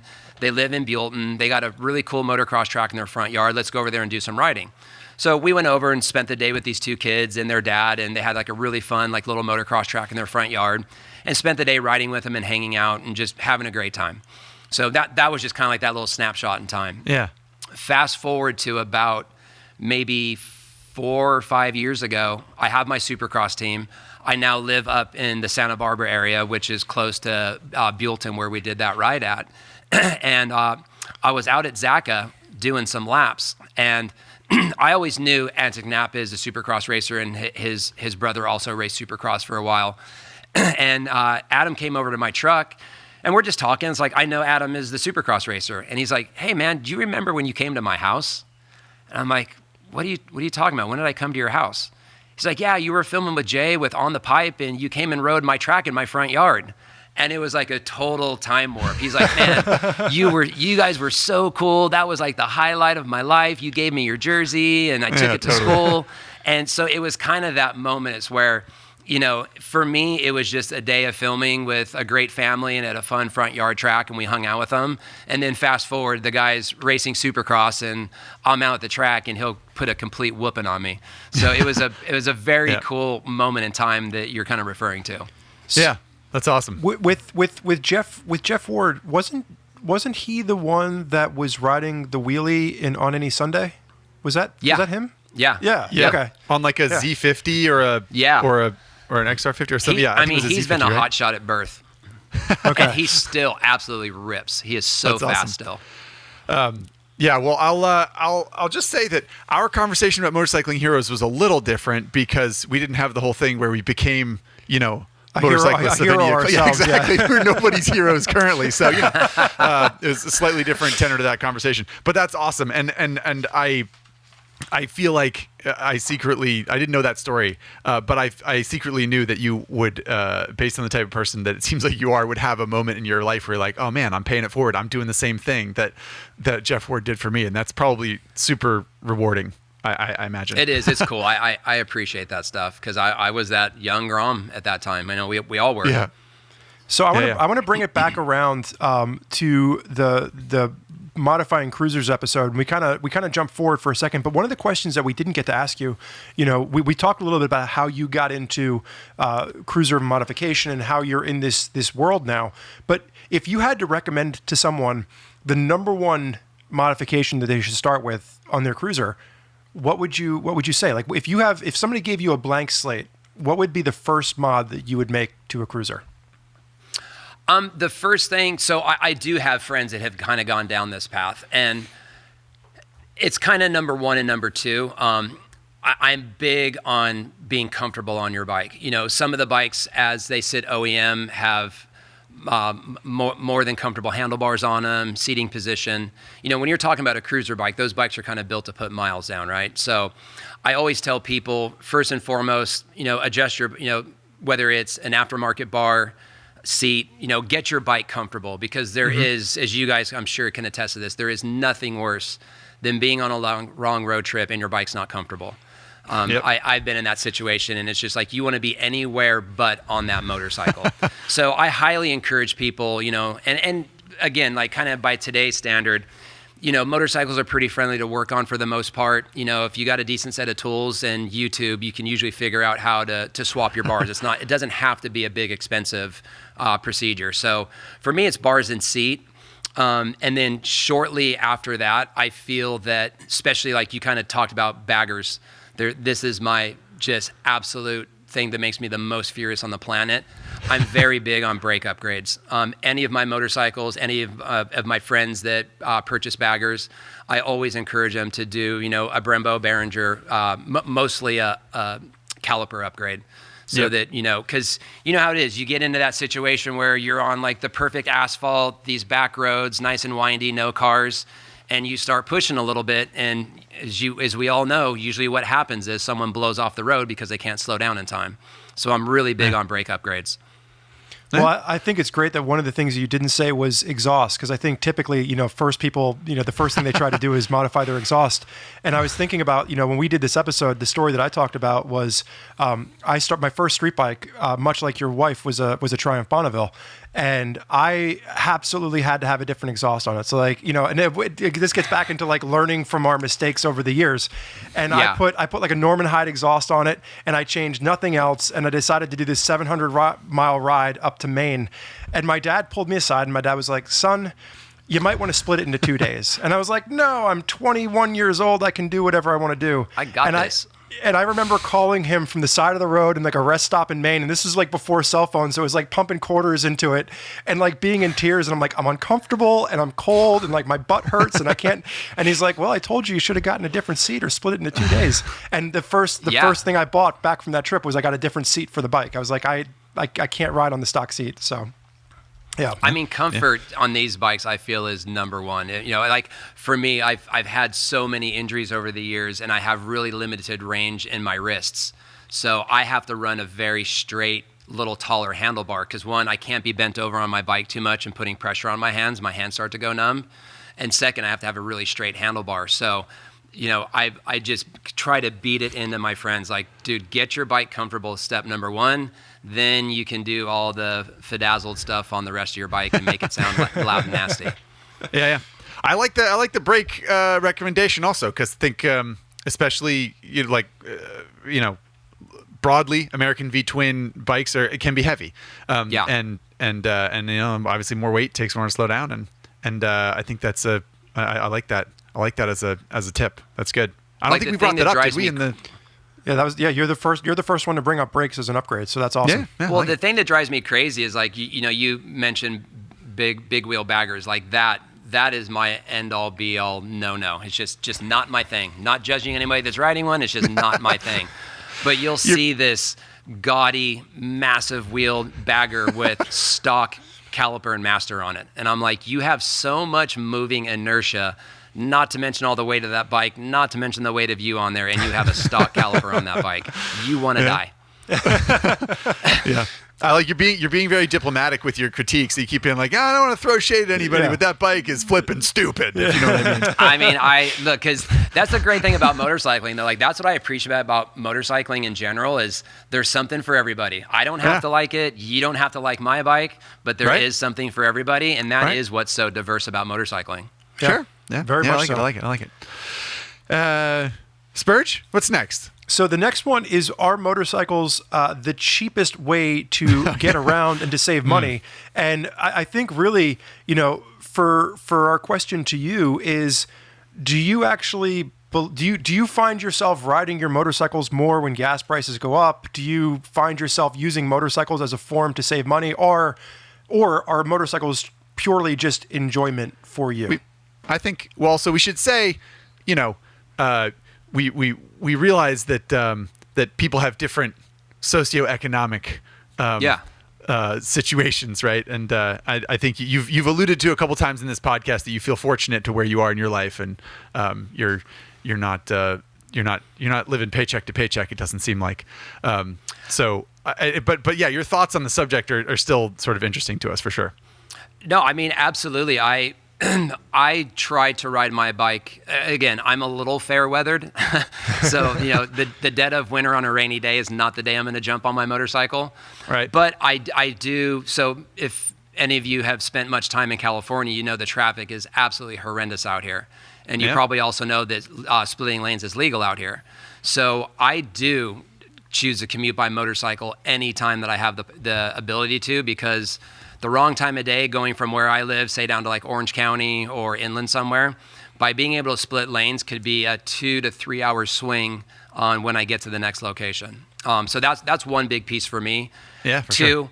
I mean, definitely with the prices of gas right now, I drive a diesel pickup truck because I have heavy trailers that I have to tow to motorcycling events.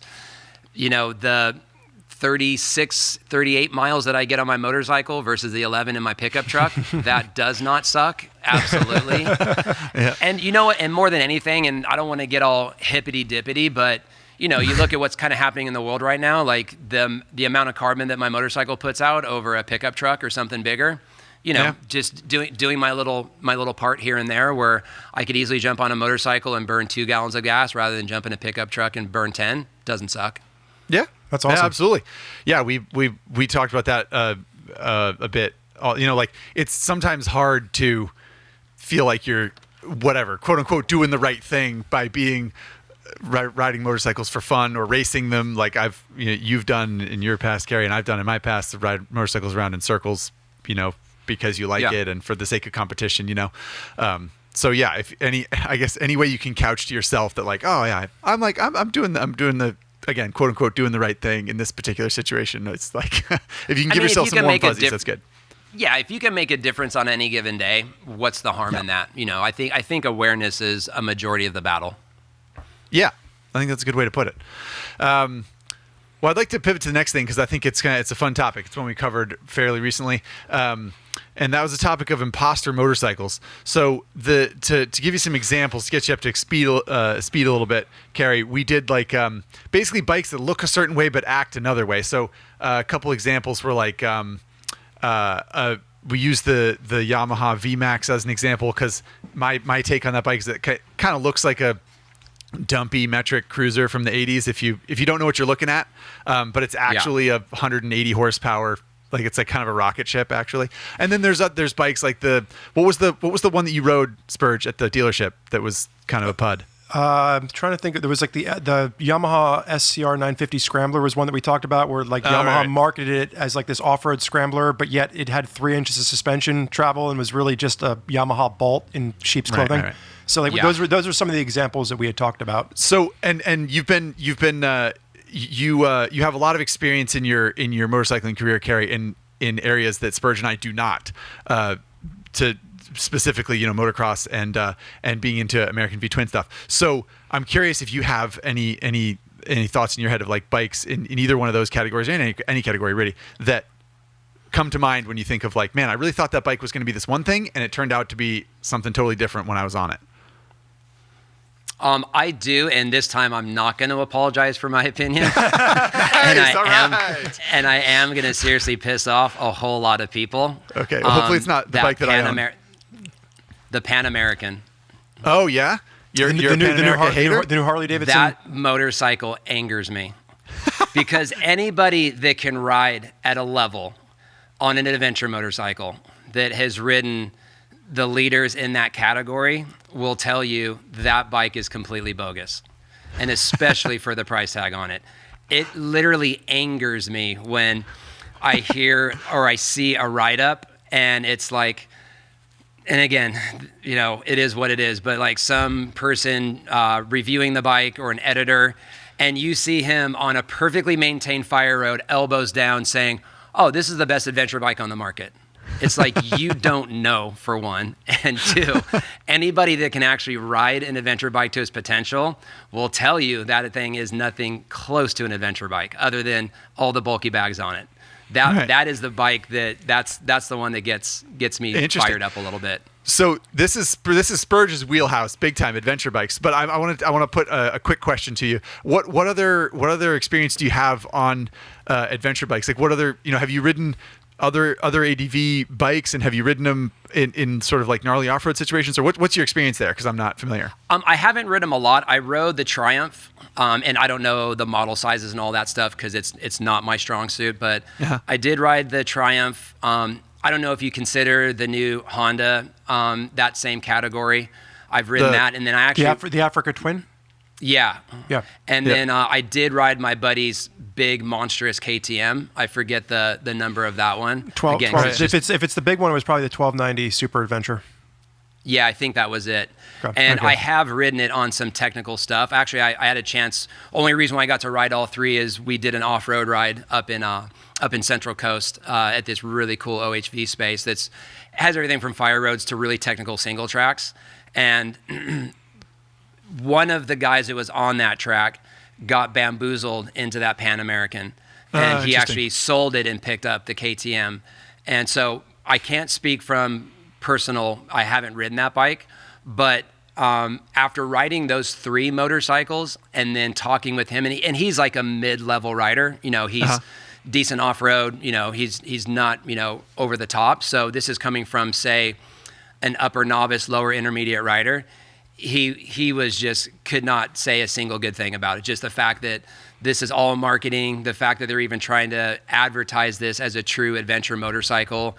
You get yourself into some situations off-road and you're going to have to be getting a tow truck or a helicopter to get that bike out. So that is the one that just gets under my skin. I'm gonna do something that I rarely do on this podcast, and I'm gonna defend Harley Davidson a little bit in the fact that what I liked about the Pan America is the fact that it does have the suspension that lowers itself. And one of the biggest complaints we get from adventure riders, I'm 6'3", so I'm taller. The bikes sit tall. Yeah, and I think so for what Harley tried to do, where they made that bike a little bit more approachable, I think it wins. And then, the other part of this too is that for the average adventure rider, they're probably not going on some of the technical terrain that it sounds like your buddy might be riding on. And to that extent, I would agree with you. I think if I'm going technical, I would much rather have the KTM that's sitting in my garage than the Pan America. But an Africa Twin. Or the Africa Twin, I think that there's actually a couple of bikes that I prefer over that. At least a few, I would say that for the average rider that's never done the adventure bike thing before, and they're looking at all these other bikes with intimidating seat heights that are like 34, 35 inches, the big win that Harley Davidson does have as a feather in their cap is that electronic suspension lowers down to like something like 27 or 28 inches so that people can get their feet firmly on the ground. And I think, for you, for example, Carey, like one of the things that I've tried to talk to a lot of people about is like, you don't have to have both your feet firmly on the ground. You can ride a tall bike and just slide your butt cheek off and put one foot on the ground. You kind of only need it to stop. But for the average Harley Davidson rider that is used to an FXR where both their feet are firmly on the ground and their knees are bent, hopping on an adventure bike that doesn't give them that experience, I can understand how that can be intimidating to folks. Well, it's also, what I think is interesting about this is the people that you present information to, right? Like, so when Harley Davidson came out with Pan America and I sort of saw the marketing behind it, I've ridden enough motorcycles to know, like, it's going to be a sport touring motorcycle, really, and you can take it down a dirt road if you want to. But interesting that, like, in your circle of friends, Carey, it sounds like guys were like, oh, cool, like adventure bikes, you can have a proper adventure, like you can go down single track, like you can pick your way through some gnarly stuff. And if you've ridden a Yamaha Tenere 700 or a Triumph Tiger 900 or a Honda Africa Twin, you can get away with that crap because they're kind of like, they're tall, they're kind of like oversized, overweight dirt bikes. Whereas another segment of the adventure category really are just kind of sport touring bikes that look kind of adventure-y. They're more like, the street side of the SUV, if you will. And I think that's super interesting to me that there are certainly people out there that might have closer to your background, and they look at the Pan America and they're like, oh, cool, they made a dirt bike, and then they ride it and they're like, what the? Like, this is not what I expected at all. This doesn't work for me. You know? And I feel like, and again, I don't think there's any harm in the platform, but have your marketing and your message back up what your product is, right? Like, because again, there's no good in buyer's remorse in any situation, especially something as finicky as motorcycle riding. You don't want some dude that might have been a heyday off-road rider. Now he's like, well, I might either go get a sports car or this Pan America, buys the Pan America, gets bummed out, and then goes to sports cars and never looks back at motorcycles again. Right. I'm a firm believer on just being honest. Like, just call a spade a spade. Like, there's nothing wrong with a motorcycle built for this category, but don't tell me it's the best adventure bike built. Right. Well, it's interesting. So when I actually was at the launch for that bike, and one of the biggest critiques that I had for it was, unlike all the other bikes, Harley did what they do with all of their V-twin cruisers, which they put the battery box and the regulator rectifier on the bottom of the engine. And at the front of the bottom of the engine. The front of the bottom of the engine, right? Possible. So like rocks, debris, and then if you're going to do any water crossings, you're constantly submerging your electrical system. And I remember raising my hand and being like, is this the best place for this? And they swore up and down, we've tested it, it's going to be fine. And I'm like, I ride in the swamps of New Jersey.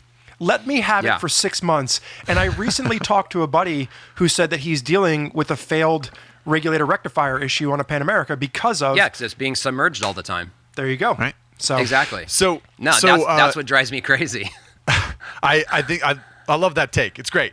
And I guess to flip the script a little bit, and if you don't have a good answer to this question, it's okay, no sweat. But do you happen to have a bike in mind where you had the opposite happen, where you saw it and you were kind of like, oh man, I'm not interested in that crap. Like either I don't want to ride, or I don't care, or I don't think it's interesting, or it's not going to be comfortable. And then you rode it and you were like, oh, that's actually pretty good. I actually did, in the later couple of years of my Supercross team, obviously we were in bed pretty deeply with Suzuki through our support there. And I got my hands on and kind of did like a little customize. Actually, my friend did some customizing on it, Jesse Rook, the Suzuki Boulevard. I was like, oh man, this is like, talk about polishing a turd. This is going to be tough, but trying to be a good partner, let's do this little project. I got a little bit of a build budget, and it was a really, really fun motorcycle because it was nimble. It had great power delivery. It had great torque. It was a genuinely really fun motorcycle. It had its own kind of billowy pitch, like even with exhaust under it, it had its own kind of sound to it. But I'll tell you, the only black eye I had on the bike is that, and I put probably 4,000 miles on the bike. It was really a fun motorcycle to ride. The only thing that was weird for me, and it's just probably because I didn't have the experience, it has the shaft drive on it. So when you accelerate, the back end lifts up rather than squatting down. Right. So that Shaft was a jack. weird, so that was really strange for me because I've never ridden a bike that had that setup before. So that was really my only gripe with the bike. But I mean, it was a simple motorcycle, but it was built pretty well. It wasn't the prettiest thing, but I actually really enjoyed the bike, and I immediately out of the gate was gonna be like, I'm gonna hate this bike. Yeah, right on. That's I good. think that's I a great that. example. Yeah. Yeah, it's perfect. That's exactly what we were talking about. So I love that. Before we jump into the final question of episode 11, let's do the favorite eras question. So we Absolutely. did it. So Carey, we did a live episode of the podcast out in SoCal over Christmas, right around November, like right before Christmas. And one of the questions that popped up, because it was kind of the theme throughout the episode, was a favorite era of motorcycling. I think we kind of all relatively grew up in the same era of motorcycling. But if you could go throughout the late 1800s to where we're at modern day, what would be your ideal era of motorcycling to be able to live through?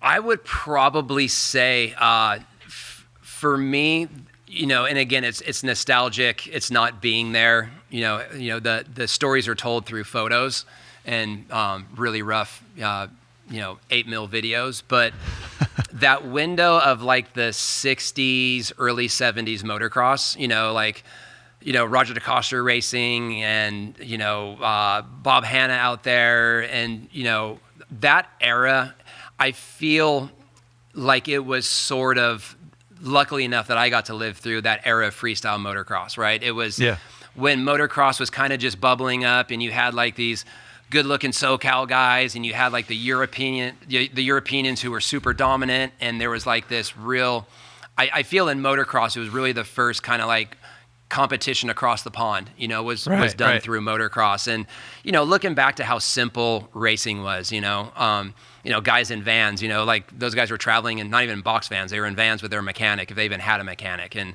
racing Indian dunes in these old legendary tracks, Carlsbad. It was definitely a window I would have liked to live through. Nice. That's so awesome. Sort of like on any Sunday era of exactly. of like twin shock but international motocross competition. Nice. But then on the flip side too, like also, I don't know the exact year, maybe it was the 30s or 40s, but when motorcycles kind of progressed and, you hear about like these legendary women that did these cross-country motorcycle rides, and like seeing that, I guess being able to see the country by two wheels back before everything was concrete and asphalt, and getting that experience of what, I can make it, I've done to Florida in 2.5 days. It's not fun, but I've done it. But having to spend 6 weeks going from coast to coast by two wheels would be a pretty amazing experience to live through. Have you? Yeah. So I actually, it's funny because I brought this up in the live episode, and I always get picked on because I bring up book recommendations. Have you ever read The Old Man and the Harley? I haven't. So it's a book about a son who recreates his father's experience, and his father was pre-World War II, and he took this cross-country trip on like a 1920s Harley Davidson, and he talks about how at the time he had to stop, and he was able to go into a gas station, and there was like a welder on duty, and he had like the gas tank welded because there was a hole in it, and he could just stop and sleep wherever he wanted. But the entire trip across the country took weeks because there were no roads, and it was a completely different experience versus now you can hop on your bike and make it across the country in 3 days if you wanted to. Exactly. Yeah, no, I think there's something very special about that time, that era, and there's no way I can replicate it, but like a lot of trips that me and my right-hand man, Big B, do, like I'm all about like, all right, let's pack tents and let's just ride and, pull off the road and sleep under the stars with our tents. And he's always looking at me like a dog that hears a really high-pitched whistle. But, I think there's something very special about that, and that, like through V-Twin, like that is what I try to, on some level kind of channel, like, how it was 50 plus years ago. Yeah. I think there's something pretty magical about that time. You could take that trip and you could fix whatever was wrong on your motorcycle with a screwdriver and a hammer. Like it was super simple. Or when you could pull into a gas station and there was a guy that can weld your tank, you couldn't just grab a coffee and a pack of donuts. Like all the gas stations now are just mini marts. Like when you actually would pull into a gas station, you can get something fixed. Yeah, it was a true service center experience, which is a bygone era at this point in time, which is cool. Yeah. So Good answers. Strong answers. I like it. I don't actually even remember what we said at this point. But I like both those answers. I mean, the On Any Sunday era is one that like is just burned into my brain because I've watched that movie 1,004 times. It's just timeless. Absolutely. Yeah. But it was all a those freedom. dudes seem like heroes. But it was a different freedom too, because like you and Zach both live in California, so you have the advantage of all the BLM land and like the places to ride.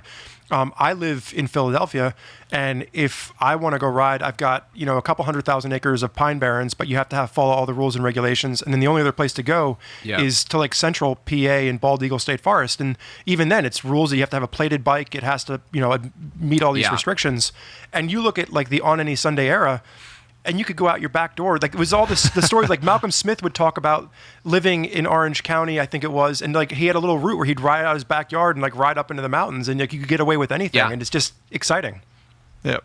No, and that's how it was on the West Coast a lot. I mean, that was the positive of me growing up in Las Vegas, like luckily I got into motocross because there was nothing but desert and places to ride. And even, when I first started spending a lot of time in Southern California back in the early 90s, you could, if you lived out in, Corona, Riverside, Temecula area, you can go ride Ritchie Canyon. You can go ride Beaumont. You could just, literally go out of your door and go explore and find places. Unfortunately, quite a bit of that has changed, but there is something pretty amazing about having that freedom.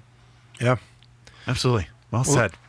Well, I know you're excited to ask the last question, Spurge, so I'm going to let you have at it.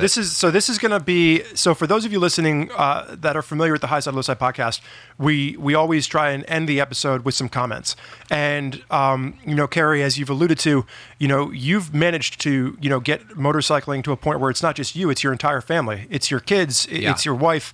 And I think there's something really exciting and fortunate for you to be able to share that experience in a family dynamic. So definitely. we got a comment that came in. And we figured instead of having Zach and I answer it, because despite the fact that I've got a bunch of nephews that I'm trying to get into motorcycling, I think, you are someone that can really speak from experience for Calvin. And Calvin is a real person, unlike Rodney. Right, not to be confused with Rodney, who Calvin's is a fake real, person. Rodney's not real. Okay, Calvin's real, exactly. So Calvin sent us an email, and he says, I'm an extremely tired new father and Highside, Lowside listener. And here's my question. Do you have any tips for introducing our daughter to motorcycles? If it were up to me, my wife, my child, and I, we'd all be riding bikes. We'd bring our dogs and groceries around on motorcycles. We'd have it stocked up like Jenga pieces. However, my wife is a bit more safety-minded, though she loves to ride pillion. Is there any way that we can make this a family activity, especially for longer motorcycle travel? And what are good practices for raising kids to love motorcycles? Okay, so How much time trying you to got, think Calvin? yeah, exactly. And if I get too long-winded, just tell me to shut up. No, go for it. So I personally have taught both my son and my daughter to ride motorcycles. Both of them started at 3 years old. Their requirement was that they could ride a bicycle first, and I always purchased them a motorcycle before they had their BMX bike figured out, is sort of like the carrot. Mm-hmm. So once your child has got the bicycle mastered from a balance standpoint, being able to have the function of pedaling, brakes, all that fun stuff, because that's obviously an important part of making that step to a dirt bike. Here's the good news about dirt bikes. Whether it's your wife, a brand new full-size man starting a motorcycle, and especially kids, you're not going fast.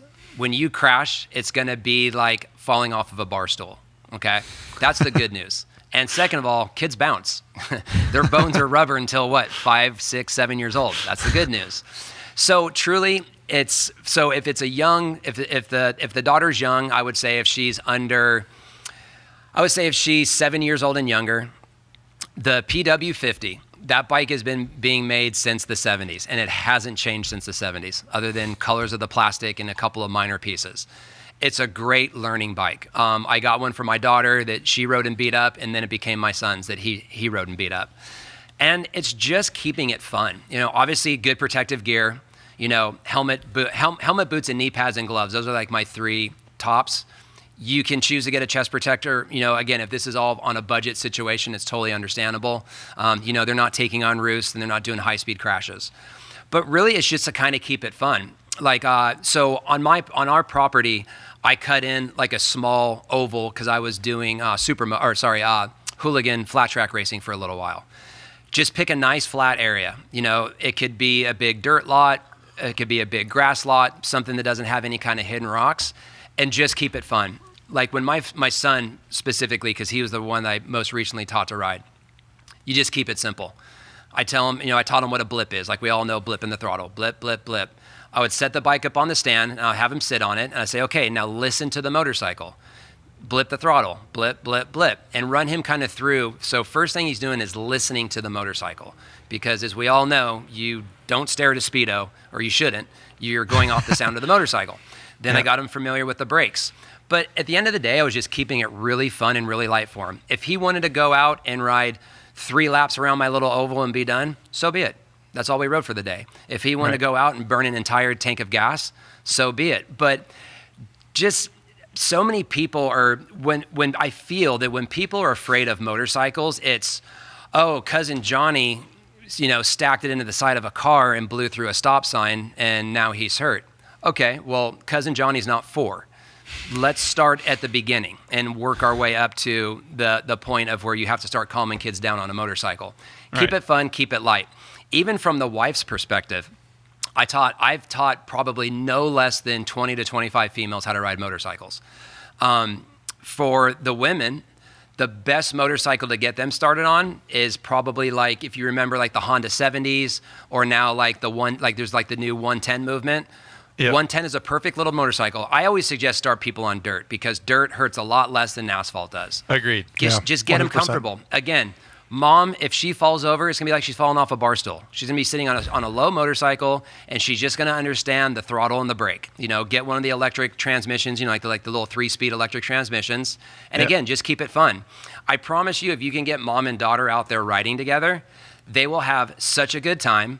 The fear will go away because knowledge is power. People that I have seen, specifically with motorcycles, but kind of with anything, usually people are afraid of something they don't know anything about.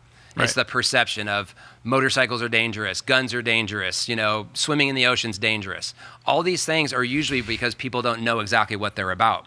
If you take the taboo out of it, keep it really simple, and again, for the kids, I truly believe that, and I've taught in probably 15 to 20 kids to ride, get them on them young before they establish that fear factor. When they get to be 7, 8 years old and they're kind of afraid of everything, get them started young, and I'm telling you, it'll be the best gift that you ever give them, because both my kids ride, my daughters ride, me and my wife go on dual sport rides.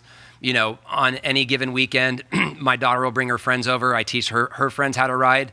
She feels all confident and her chest is puffed up because she's out doing laps while her friends are kind of fumbling and just learning the process. You must be like the coolest dad in the neighborhood, though. Like, I have a track in the backyard. Yeah. Heck yeah. I mean, I have a little mecca for my kids here. I would say at the PTA meetings, it might be another story when all the parents are like, stop putting our kids on motorcycles. Well, especially when I come walking in with neck tattoos and, looking the way I do. I always get that kind of raised eyebrow when I walk into the school meetings.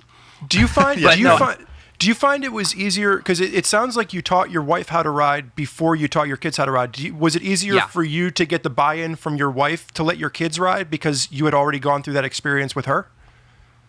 It definitely was, and plus my wife is very adventurous. She's not your traditional mom that's kind of, afraid of anything. I mean, there are some things where I'm told no with my kids, and that's understandable.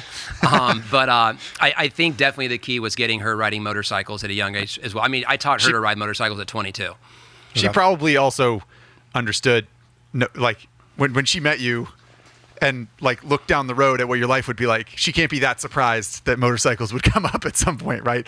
It's not like no, she knows who she married. Yeah, exactly. She knows what she got to do. She wasn't surprised. Yeah, yeah, exactly. She wasn't surprised that there was a motorcycle under the Christmas tree when my daughter was 3. Yeah. Right on. Well, yeah. You sort of covered this, but one of my questions, a question vicariously through Calvin, was about time, like an amount of time that you would suggest taking a kid out the first or second or third time that they're going to try a motorcycle. And it sounds like for you just have to be ready to, your advice would be you have to be ready to pivot. Like you have to be ready to get everyone out there, because not everyone has a track in their backyard, obviously. So Calvin might have to travel somewhere. So if you get out there, you might just have to be like, okay, you did it for 15 minutes and now you're done. Okay, I guess the day's done. And that's kind of the way it's going to go. Yeah, exactly. And, bring the bicycles and the Tonka trucks out and make it a whole day event to where it's not, the kids pressured to go do 2 30-minute motos, keep it light, keep it fun. I mean, there are days where, and again, I'm very fortunate that I built a track for my kids behind my shop, but there's days my son comes down here and he bugs the crap out of me and I put all of his gear on and fight him to get his knee pads on and all the rest of it. And he goes and does 3 laps and he's like, okay, I'm done. I'm like, cool. You can't make it a thing, you don't want to turn into mini dad and all of a sudden, it's inconvenience to you. So the final piece that I'll have for Calvin, and Carey, this is something that you might be interested in showing and sharing with your kids, was we had worked with Brett Smith last year. Brett Smith runs a site called We Win Fast, and it focuses on he basically does all these amazing articles on historic motocross and dirt bike riding, and he's a fantastic writer and resource. And we actually worked with him to produce a video where he taught his daughter how to ride on a PW50, and it follows all the challenges that he faced while trying to get his daughter onto a motorcycle. So Calvin, if you're looking for something to kind of maybe watch with your wife and daughter, we have a pretty cool piece of content on the PW50 and on Brett Smith teaching his daughter how to ride using that motorcycle. I think it's called the PW50 story,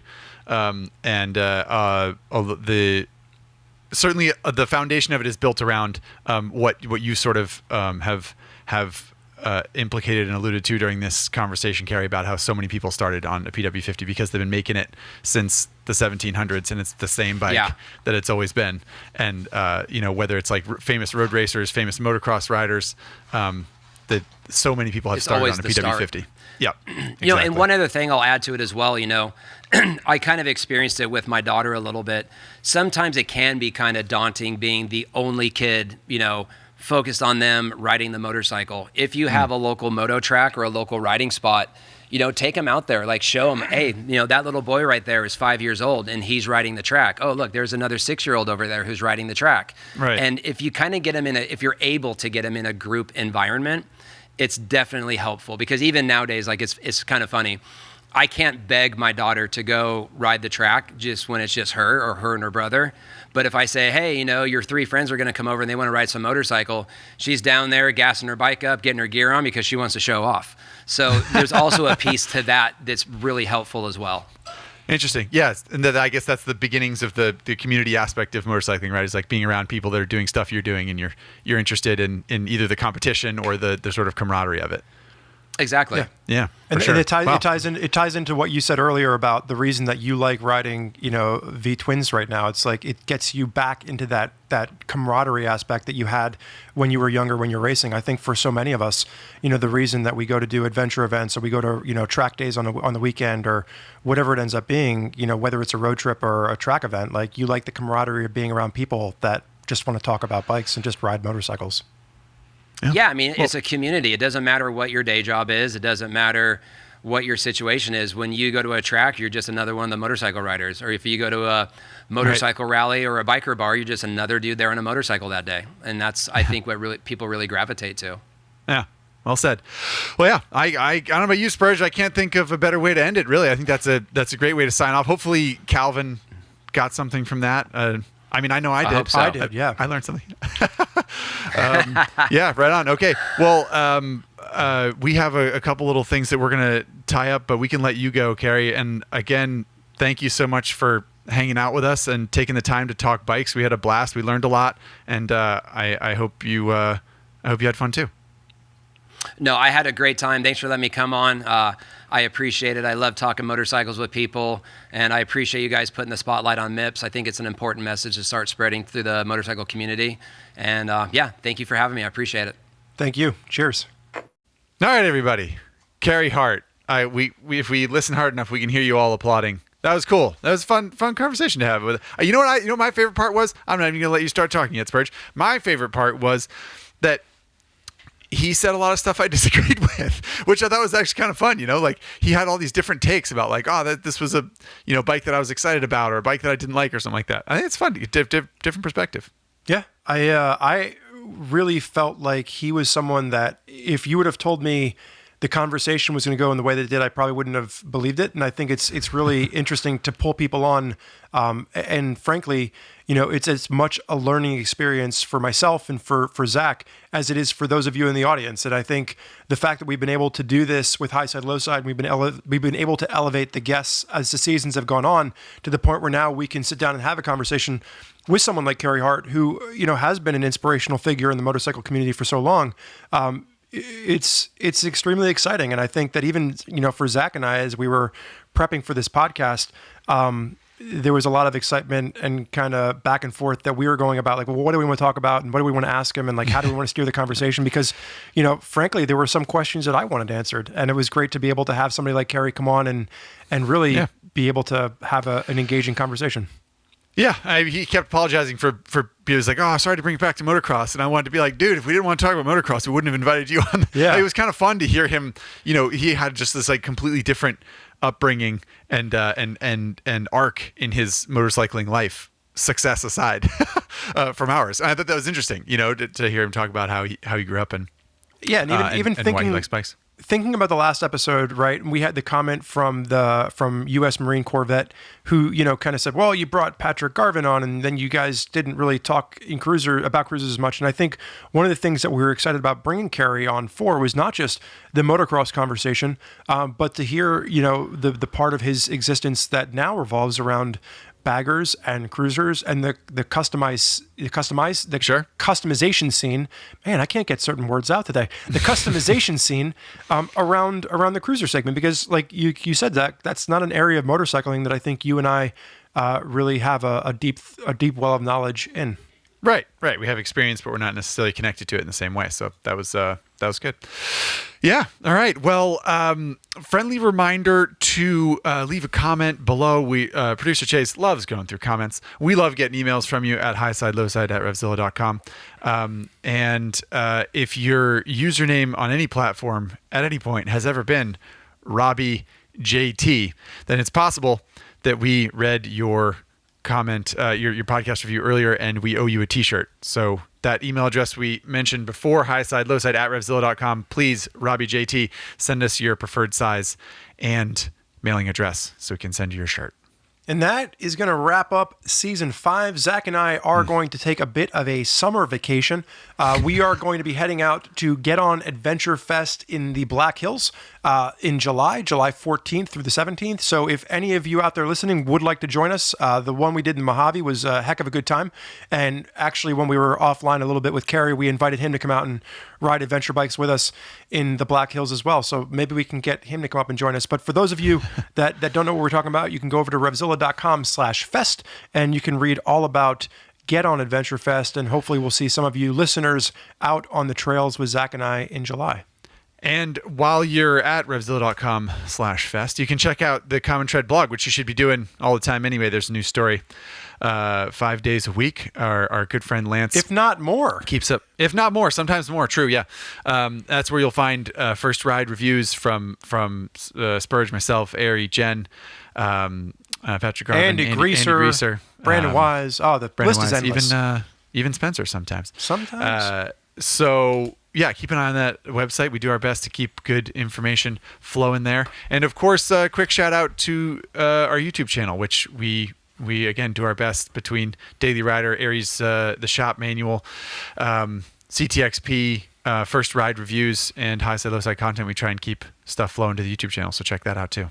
But you know what? As long as we're giving shout outs, let's give a shout out to two more people. One, just a thank you again to Motul for helping us put this together, and a thank you to Mips for helping to coordinate Carey to bring him onto the podcast, and then just finally a shout out to our producer Chase. Yes. So over the summer, while Zach and I are taking a break from podcasting before we come back in the end of August is when we're aiming to bring season 6 back to the market.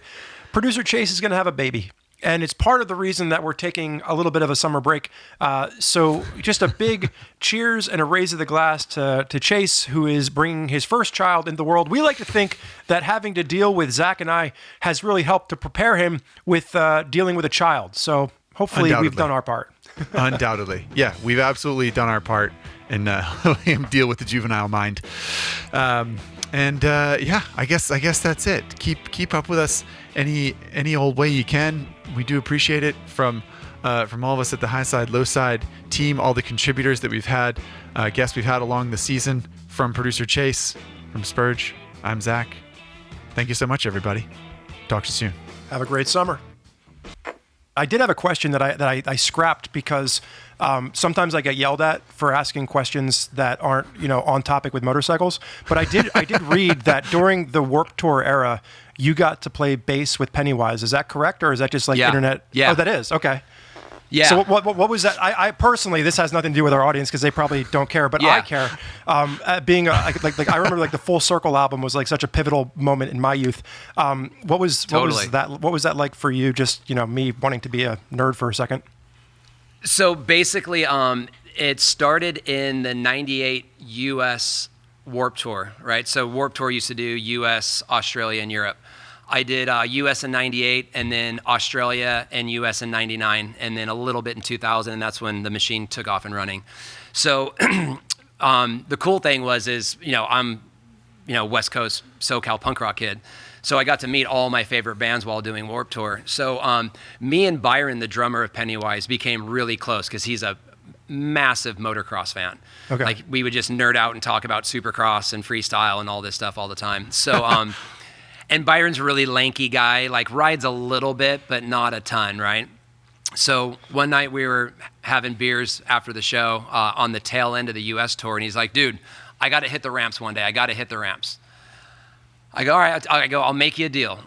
So before I go into the deal, our freestyle setup was a steel takeoff ramp, and then it was a big wood landing, but it had like a 5-foot safety deck on it, and it was just a huge cheese wedge. The landing was probably 30 feet long. So I go, all right, here's the deal. I go, next on Warped Tour, because we were leaving for Warped Tour in like 4 months. I go, on Warped Tour, you have to have Randy, who's the bass player of Pennywise. I go, you have to have Randy teach me how to play bass, and I get to play one song on stage with you guys.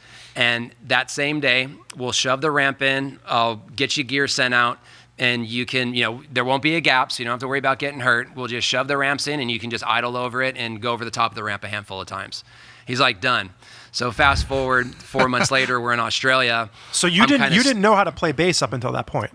No, not really. Like, I mean, playing the bass instrument's kind of questionable. Like, it's a pretty I don't want to say simple instrument, but to play punk rock chords isn't super hard. I feel like bass guitar in a punk rock band is different than like a jazz fusion jazz trio. Exactly. Yeah. No, we're talking punk rock. So, and to your point, so we got to Australia and Randy's like, all right, Byron told me the deal. You're gonna play the song Broham. It's the last song of the show.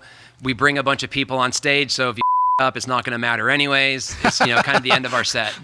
So for probably 2-3 days a week, I would stow away and go hang out with those guys after the show, and Randy would teach me the song on bass, practice it for the next 4 or 5 weeks, and then last day or second to last day of tour, they brought me up on stage. I got to play bass. I got a photo of it somewhere. I had like blue or purple hair, and Fletcher standing right in front of me, like kind of, because then I got up there and got nervous and forgot all the chords. So he's pointing to the neck on the guitar, on the bass guitar, telling me what to play. And then later that afternoon, before Byron got too deep into beers, we shoved the ramp forward, and he went over the top of the ramp like 6 or 7 times. That's awesome. That's super. But rad. the cool thing is, though, since then, it's like I almost kind of get nervous going to punk rock or going to Pennywise shows now, because on any given day, so that was in '99. In 2001, I did my first flip. And then about 2 weeks later, I went to a Pennywise show down in San Diego.